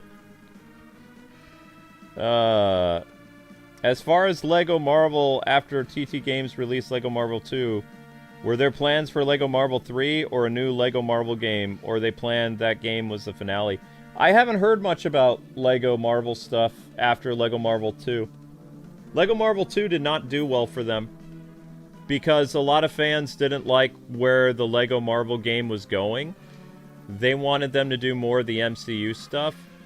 And also, they didn't like the fact that they had to recast all the actors because of the writer's strike of that year. So there was a writers and voice actors strike. Voice Actors Guild of America, I believe. And the people who originally voiced the characters for Lego Marvel and Lego Avengers, they didn't come back to do Lego Marvel 2. So they had to get all new people, and it just didn't work out. Also, it was a more voice-acted heavy game, the second one. So you had a bunch of unknowns playing like Captain America, Iron Man, and they did the best they could, but, you know, fans could immediately tell that it wasn't the same cast, and it didn't work out well. So they never really thought about making another Marvel game. They stuck with Warner Brothers properties, as well as, you know, Disney was starting to really tighten the noose on a lot of, like, you know, Lego Disney related stuff. But they wanted to work on Traveler's Tales with a Star Wars thing, as well as they wanted to do, for their 100th anniversary, they wanted to make a Lego Disney game. Which was, I don't know if it made it to the alpha stage or not. It was a pretty big deal, but that got canceled during the pandemic. Right around the same time that the idea for Crisis got shot down. So there was going to be 2 Disney games. You were going to have Lego Disney for the 100th anniversary of Disney, and it would release during the 100th anniversary of Disney. And then you would have had Lego Star Wars. Am I worried about Warner Brothers being purchased by Paramount? I don't care. Warner Brothers has been bought and sold so many times in my life that I don't care anymore. There was only a couple times that mergers with Warner Brothers and other people was actually beneficial to Warner Brothers. In the 90s with, like, Fox stuff, animated series, video games, movies, stuff like that. In the mid-2000s with Warner Media in the beginning was pretty good. Or no, sorry. Warner Brothers and AT&T was really good. The next merger, Warner Media was bad. I think that's what it's called. Warner Media was the merger after Warner AT&T. And then the one after that was supposed to be really good, Warner Discovery, and that hasn't really been doing well at all. So, I mean, what worse? How can it get worse with Warner and Paramount compared to Warner and Discovery? That's my reasoning.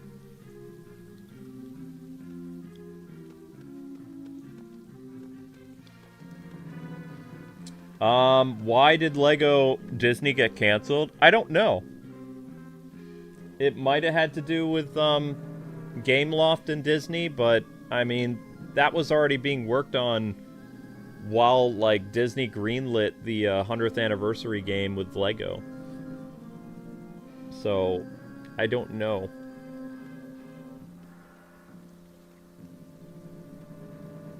Lego doesn't really like, or sorry, Traveler's Tale doesn't really like to talk about Disney much, because it was nightmarish working with them during Lego Disney and working with them during the Lego Star Wars Skywalker Saga. Even though the Skywalker Saga sold really well, they lost a lot of their team. A lot of toxic stuff working with Disney.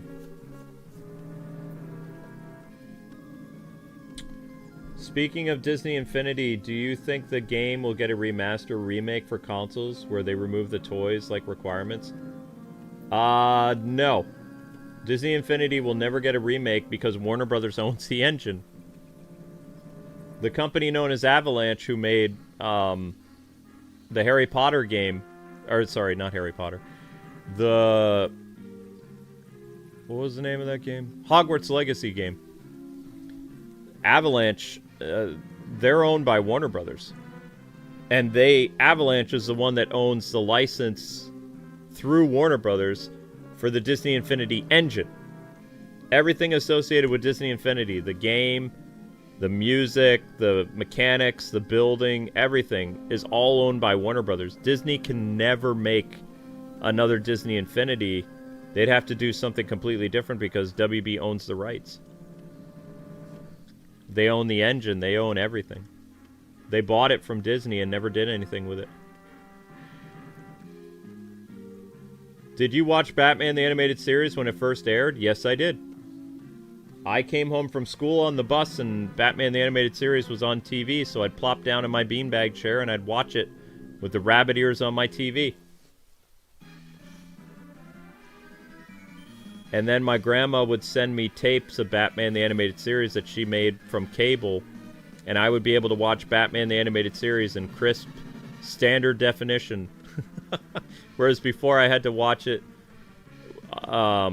in fuzzy rabbit ears.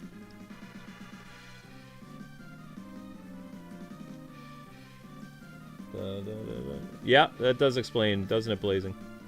Slade is a Teen Titans villain, so it wouldn't make sense to have him in the new game. What new game? Lego Batman 4? Sure would.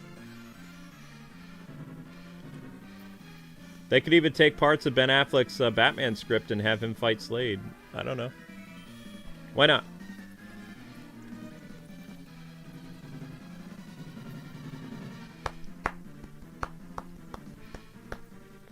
Da, da, da, da, da, da, da, da, da.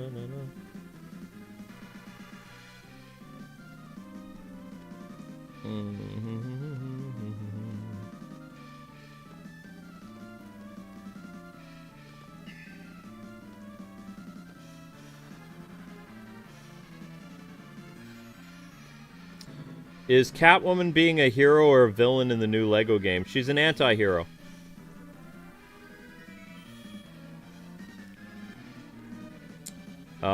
So she'll work with Batman from time to time, and then if she wants to steal stuff, she can steal it. I'd be curious to see what Batman has to say about that. What made you a fan of Nightwing? The animated series and Chuck Dixon run. So you have to remember that Nightwing was a character in the 80s, but he wasn't used a lot. We didn't have a Teen Titans cartoon in the 80s.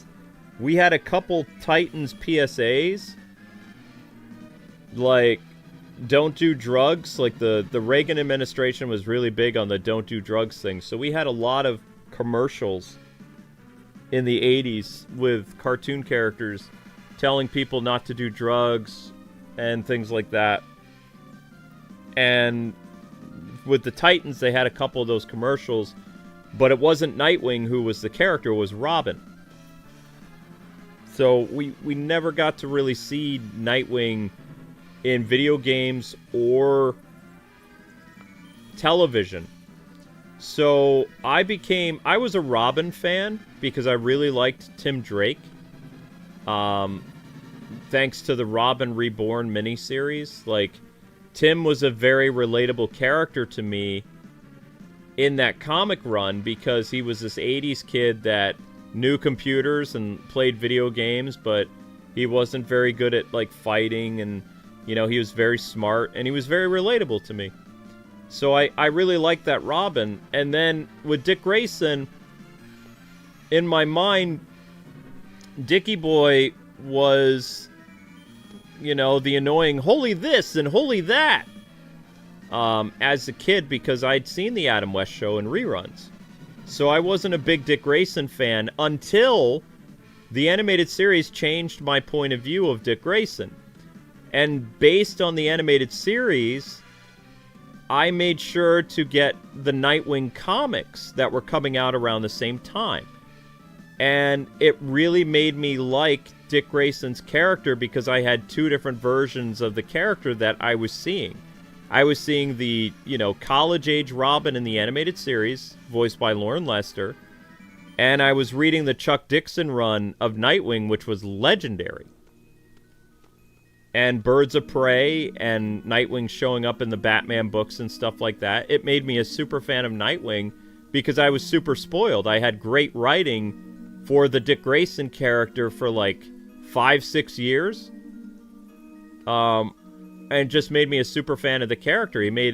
Robin was more relatable to me as the Dick Grayson character, but at the same time, I knew him as Nightwing because I was really enjoying the Chuck Dixon Robin comics run of the 90s, which I was a super Robin fan of Tim Drake and Spoiler.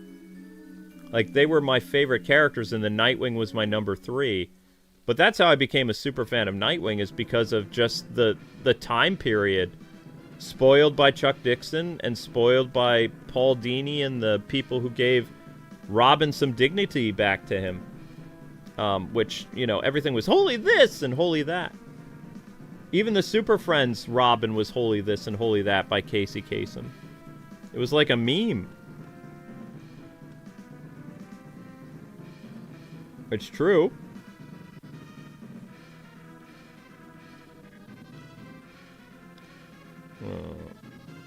Have a good night, Rebel.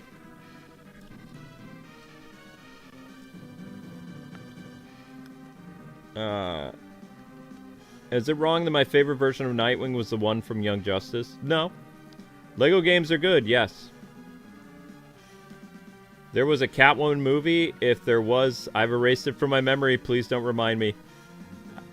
Do we have to talk about Halle Berry? I don't want to.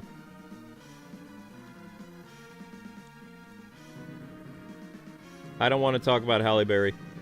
That Catwoman movie was something else. God bless you, you're alive. Oh yeah, the accident messed me up. I shattered my ribs. My ribs were broken in 16 places. Almost punctured my lung. My lung was a few centimeters from being punctured. I had, I forget what they call it. I didn't have a broken bone. I had cracked bones in my shoulder.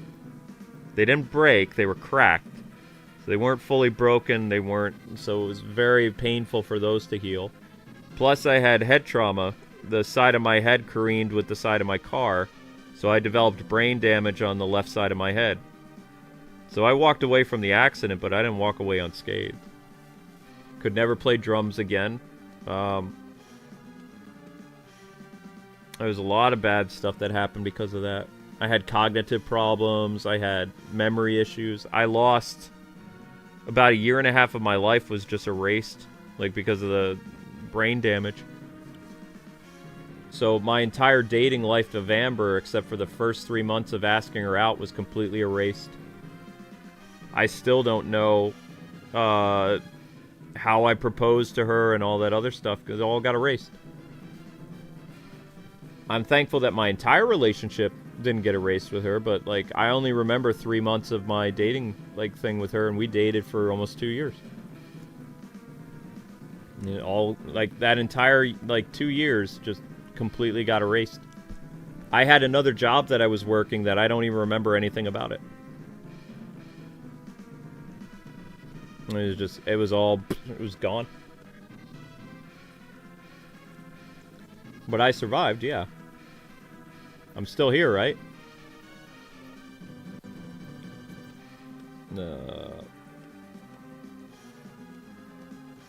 What was the point of the Halle Berry movie? Money?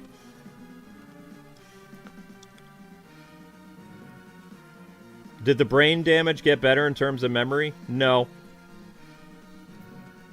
I use my knowledge of video games to tie pieces of my life together.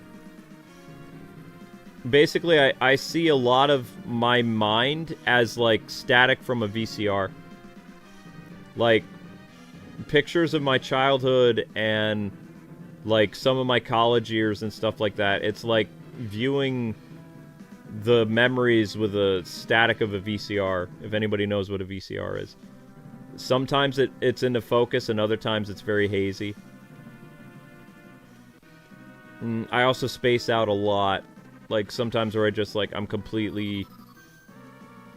For an hour or whatever, I'll just completely... What Amber calls time traveling. I shut down, but I'm fully conscious. But I just don't remember anything that happened during that hour or whatever. By the time I'm, like, in my golden years, I'm gonna have very bad brain problems. That's what the doctors have said. Like, I'll probably get Alzheimer's or something. I don't know.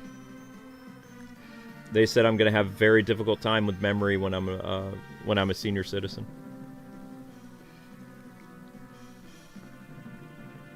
Do you like Marvel? Who's your favorite Marvel character? Yes, I like Marvel. From the 90s. My favorite Marvel character would be Nightcrawler. I don't read current Marvel comics. I still have my VCR's DVD combo. It's fine, Commander. I mean, I lived. I wasn't supposed to walk away from that. It was over 20 years ago, but yeah, every year gets worse. Like, I was a lot sharper in memory like 10 years ago than I am today. It's getting so bad that, because I live stream so much, I can't remember what happened last week. Sometimes it brings me to the point of tears, but, you know, I just get up and I work. But Amber and I get into squabbles sometimes because she's like, you said this last week. It's like, I don't remember it. Just remember getting up, going to work, doing whatever the stream was.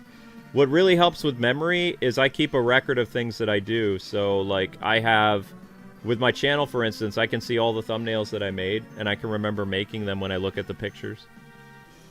But I can't tell you what I talked about in streams a week ago, or, you know, what games I played unless I have a record of it, which I do. Which I think video games and Batman the Animated Series and, like, just, like, TV shows and other things have been a big help to me, because when I watch things like Lois and Clark or Batman the Animated Series, I remember things a little bit about my past. Not a lot, mind you, but feelings, emotions, sometimes like what it was like to come home and watch Saturday morning cartoon, you know? Like, so that stuff, it does help. I don't know if it heals memory, but it does help me focus it.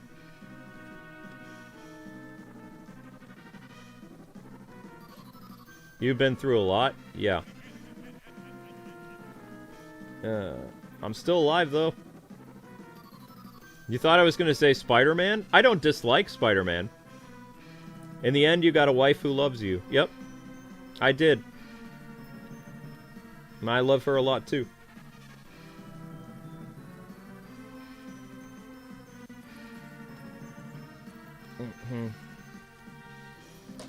I'd do anything for Amber if I could. I try to do everything I can for Amber.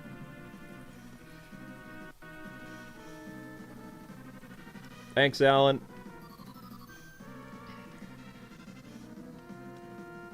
I do not have my DVD VCR combo anymore.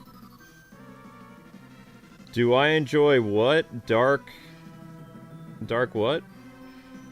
Do you enjoy Darkhawk? What is Darkhawk?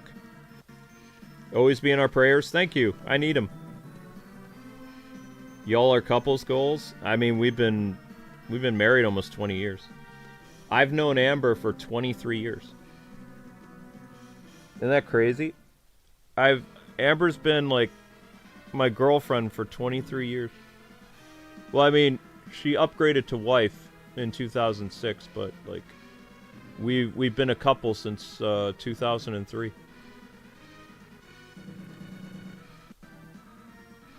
Wait, has it been 23 years?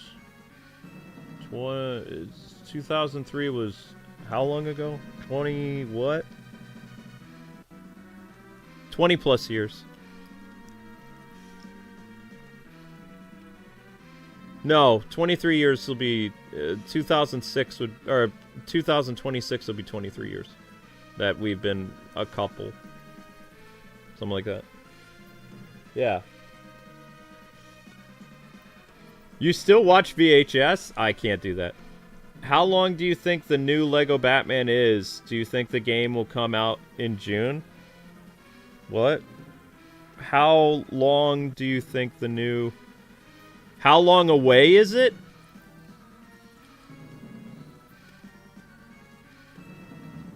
I think it'll come out in... I don't think it'll come out in the spring of 2026. I think summer of 2026. I think after Traveler's Tales saw how many Nintendo games are coming out in 2026, they're like,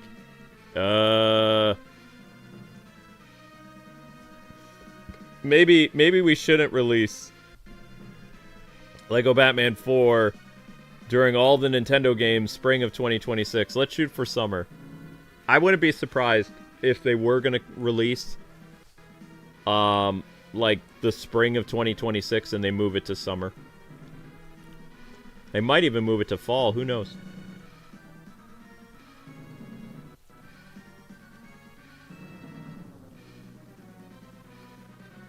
You think the game's going to come out in February? I'd be down with that. February is my birthday month. 23 years, Luke has the best wife so far. Yep. Do you like Deadpool and Wolverine? I'm not even 21 yet. Yikes. I'm like a fighter like you, Luke. Even when things are going, I'm still gonna fight. Yeah, I mean, that's it's how I've been raised, though, you know? When I took martial arts, they had a mantra about, like, never giving up. Also, I feel like, you know, they say a lot of Christians have a life verse. I don't really have a life verse, but I have something that resonated with me when I was in and out of the hospital, and that's what Michael Caine said. Why do we fall? So we can learn to pick ourselves up again. So, when Alfred says that to Batman in Batman Begins, that really resonated with me, because in 2005, I was still in and out of the hospital. You know, thinking that my life was going to fall apart. Amber and I had to postpone our wedding. We were going to get married in 2005. We had to postpone a year. A lot of people don't know that, but we got engaged in 2004. We were going to get married in 2005. We were going to get married in at a courthouse in 2005. Because we just wanted to get married.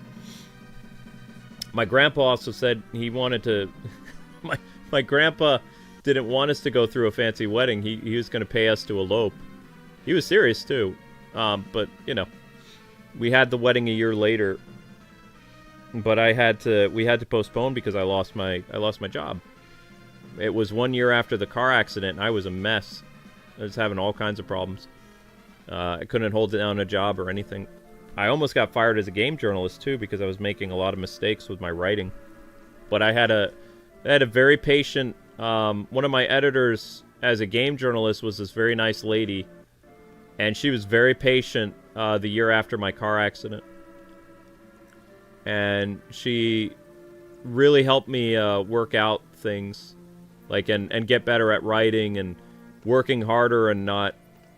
Or working smarter, not harder. So, she was a very nice lady. Unfortunately, she's not with us anymore. But she was an excellent editor. Really was. You think we'll get Killing Joke? I don't know. I doubt it. Killing Joke's not family friendly. Was the Catwoman film supposed to launch a DCU or a Batman film? No. Because the Catwoman film came out before Batman was rebooted. Actually, you know what? Let me double check that.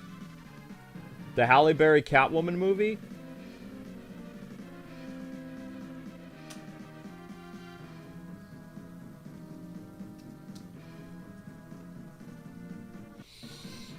The Catwoman movie was a year before Batman's reboot, it was never going to be tied to the Bale universe. In the Catwoman movie, they began filming it when she was working on a Bond movie. That's why she has short hair. And why she couldn't have long hair in the Bond movie.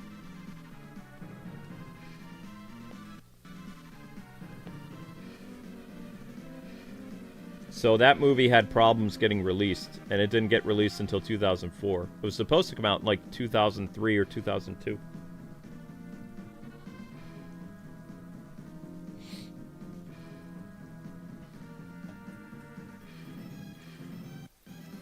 Matt Reeves says he wants to expand the Batman universe. He probably will.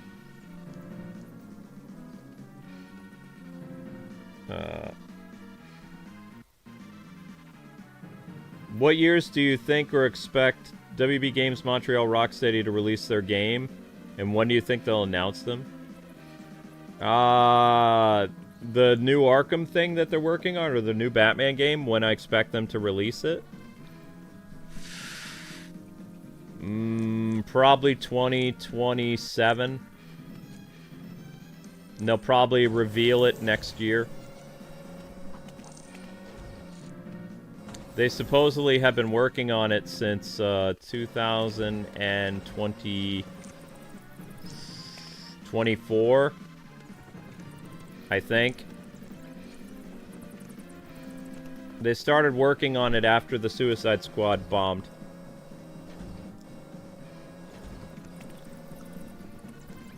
But I still don't think they should be the ones making it. Personally. But whatever. I mean, they've got a lot of Arkham Origins people making the game, so guess we'll find out. But I don't trust them. I don't trust them at all. I'd say 2027 when the Batman 2 comes out. You have to remember that WB likes to release Batman projects that coincide with movies or big events.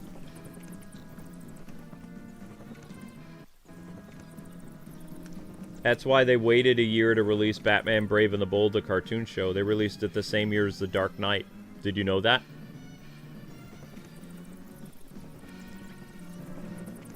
You can't really beat the 2000s because they had such a Batman synergy going.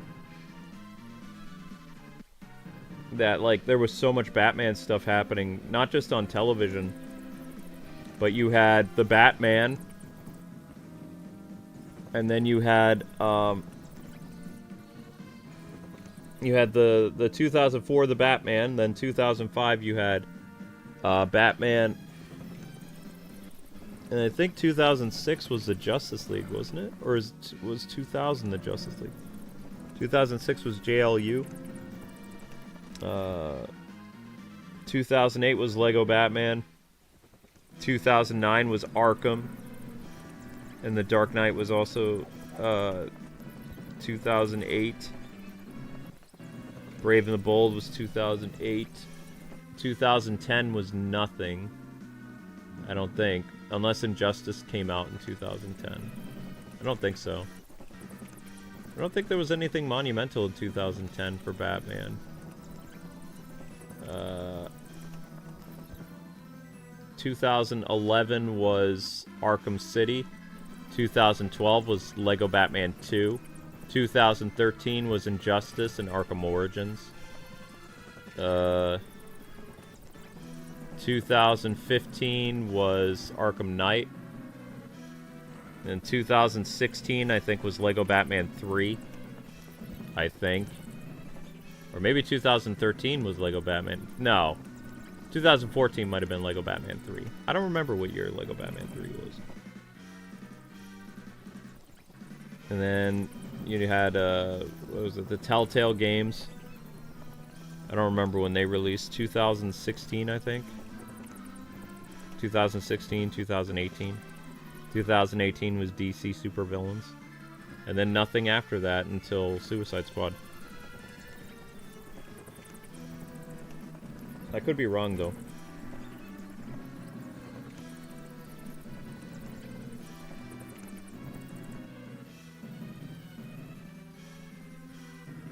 Today's going to be a hard day for you with your grandma's memorial. Sorry to hear that.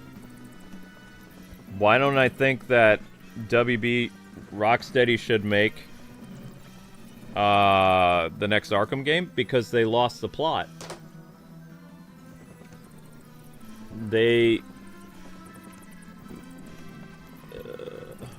Suicide Squad was such propaganda nonsense. Not just the story, but also the banter and the writing. And I used to love reading the bios of the Arkham games and stuff like that. The bios were just like factual information. The bios were all propaganda. It was all garbage. And unfortunately, a lot of the people that work at Rocksteady, they're all psychos. Like their Twitter, their Blue Skies, they're all nutbags. And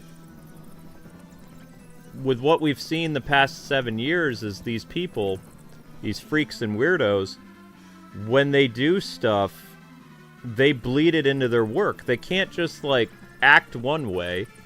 They have to incorporate it into their art, which has never happened before. So, that's why I know, unless they do some serious, like, you know, clean house, like firing a bunch of people, or they get strict leadership where they're like, hey, don't do this nonsense. Which that could happen. I mean, 2027, 2028 is a while away. But I don't have faith in them. I don't trust them. The Suicide Squad was a complete mockery of everything that Arkham ever stood for. They called us all misogynistic, weirdos, gooners, all kinds of stuff. They constantly berated and made fun of fans, and, you know, all kinds of stuff. They're just a very mean-spirited company. I hate them, personally. I know some good people still at Rocksteady, but they're all weirdos. The people who made Arkham Shadow, I have more respect for because they're more decent Batman fans. Just like the Batman fans that are making Lego Batman 4, they're decent people. I know a lot of those people. I've gotten to know a lot of those guys over the past, like, 10, 15 years from other Traveler's Tales games. And they're super Batman nerds just like I am. So I have that kind of respect with them because I know that when they make a product, they're actually going to give 110%. When Rocksteady makes stuff now, Suicide Squad was not 110% of effort. It was like 50% effort. So it makes me very, very concerned and worried about what they're going to do with the next Batman game. You know? But hopefully because of Traveler's Tales, they'll step it up and realize, hey, you know, we're being left behind in the dust here. We gotta, you know, we gotta do better. We gotta do better with narrative. We gotta do better with banter. We gotta do better with writing. We have to do everything. We have to reevaluate everything we did with Suicide Squad and do everything different and go back to what worked. We have to go back to formula. If they do that, then yeah, I think they'll be successful. But one thing I've noticed about activists in the game industry is they don't like to go back in time. They don't like to go and do what worked. It bothers them that they have to change. If people can't accept them for who they are and what their beliefs are and all this other stuff, they'd rather burn the whole place down, literally, than take the steps necessary to be successful.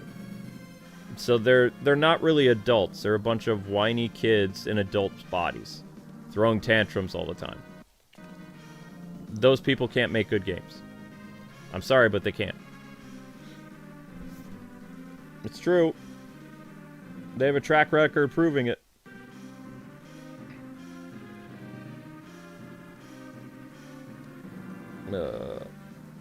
Since WB is making a new DC game, when do you think they'll announce their thing? I have no idea.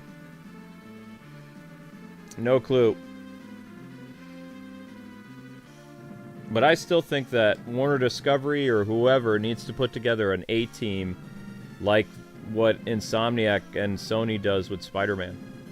Like, that's the future, is you get a team of the best, and you just have them focus on making, you know, that particular brand, whether it's Batman or Superman or Harry Potter or whatever.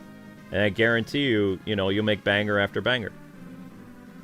You need to have people that are dedicated to it, that have a heart for it, that have a passion for it, and they can move mountains. That's what Traveler's Tales always does. Every game that Traveler's Tales does, they always give it 100% or more, and they spend a lot of time on like learning about whatever it is they're doing.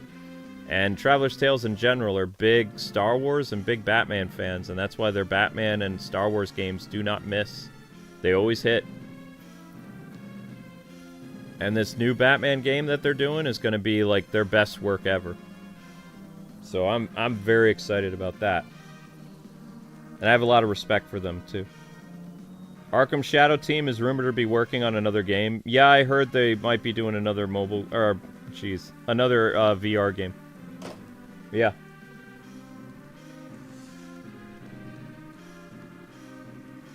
You missed all the propaganda? Go back and read all the bios. It's in the bios. It's in the banter of the game. Like, when you have character banter in the Arkham games, it's very fun or, like, very authentic to, like, you know, criminals and murderers.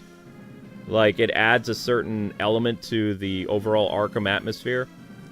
Most of the characters, when I was just running around, they're talking about 2020 Twitter points. Calling people fascists and ists and phobes, all this nonsense. It's just, it's just garbage. The bios were written by people at Sweet Baby Incorporated, so... And the bios were usually fun to read. Not everybody reads the bios, you know? But the bios adds, like, another lore element. I was putting together a video about Deadshot at one point. I ended up, like, tearing up the paper that I was writing because I was just so angry. It's not good when you do that kind of stuff. Like, if even I couldn't salvage their lore, no one can. I tried to. I was like, you know what? I'm going to give it the benefit of the doubt. I'm going to go through, I'm going to research about this world that they're creating, and it's just like, nah, this stuff's shit. Whoop, excuse me. It's bad. It's really, really bad.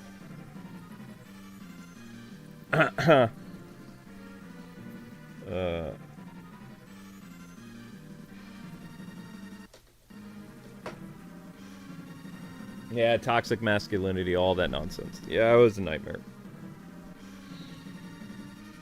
Alright. Anybody else have any other Batman-related questions? If not, I need to wake Amber up. I'm gonna wake Amber up and do Blade Strangers while I still have some energy left in me.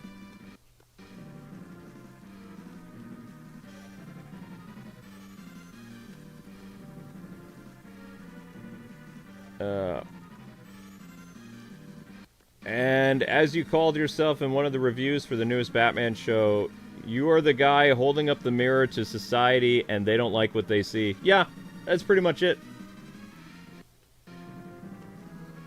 Yeah, I wasn't interested in reading stuff. I mean, you didn't miss anything. Like, it really... If you enjoyed the storytelling of the Arkham games, you really didn't miss anything. Just play through the story, ignore all the noise. I literally turned off... When I was recording stuff, I turned off the audio because I couldn't stand their insufferable dialogue. It was just like, I'm not subjecting myself to this. I just turned it off and just kept the gun noises in. Pew, pew, pew. It was like, I don't care. I would turn, you know... I would go... I think I ripped the dialogue off the internet. Like, I think what I did was... For the cutscenes, I actually just posted somebody's cutscene audio from a non-commentary playthrough and just had that there because I didn't really have a lot of talking in my game. I talked over it. So I had to go and download the cutscenes and, you know, do some editing fun to make sure that the cutscenes at least had acting, but I didn't want to listen to the people. They were so irritating. I don't think I've ever done that in a game before, where I literally, like, muted stuff. Proud of me, I beat the big boss in yesterday's stream. Luke Mann's New Yorker is showing. It's because I'm tired. Sometimes I swear after, like, 2 in the morning. It took me 18 years on the internet to finally cuss on the air. This year was bad, though. That's probably why.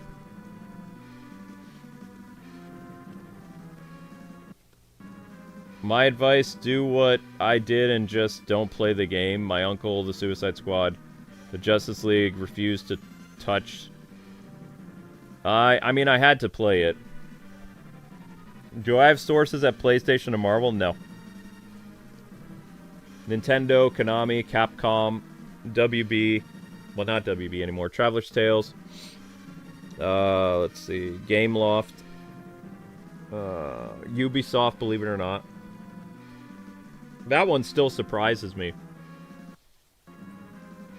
All the times that we've had harassment campaigns and cancel culture come after us, I thought Ubisoft would be the first one to get rid of us.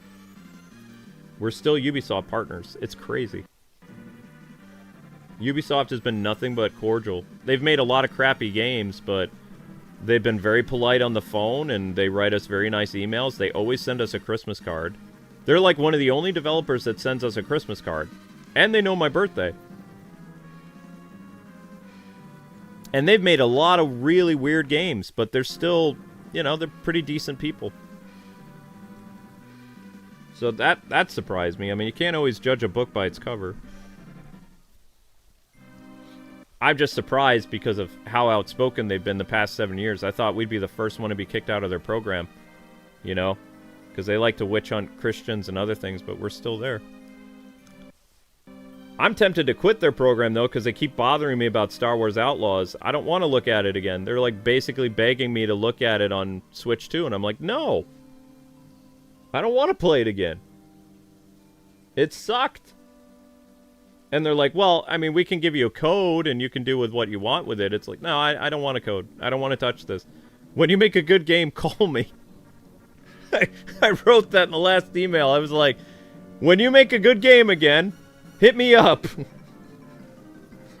Looking forward to your next project.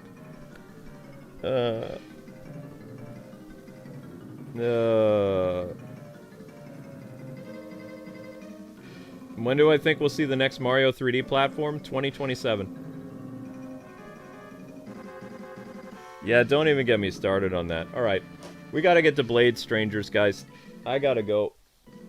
You guys have been amazing. Thank you for the super chats. Thanks for hanging out. This was a fun stream. I don't think you need to worry about diversity in the new LEGO game. You're gonna have a black Catwoman, black Commissioner Gordon, black Batgirl, probably. I think all the women are gonna be black. I don't know. Or Lego. I don't know. Find out.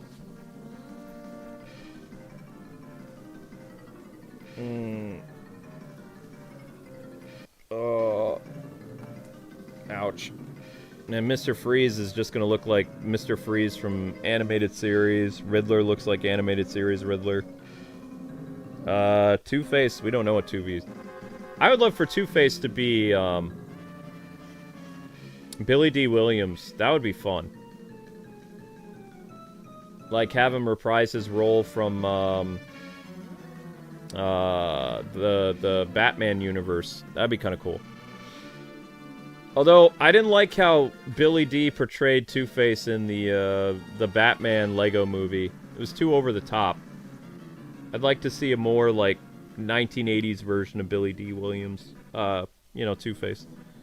That'd be interesting. Alright, guys. I gotta do the ultimate now. I gotta, you know... Got to, be good to the people who donated, right? For our VIPs. And I gotta wake the missus up, and we're gonna get right to a fighting game. A game we looked at in 2018 called Blade Strangers.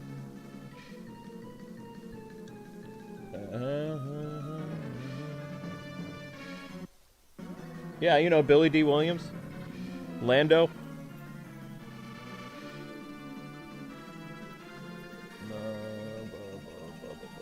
Alright, I'll see you guys on Blade Strangers. Back in a few.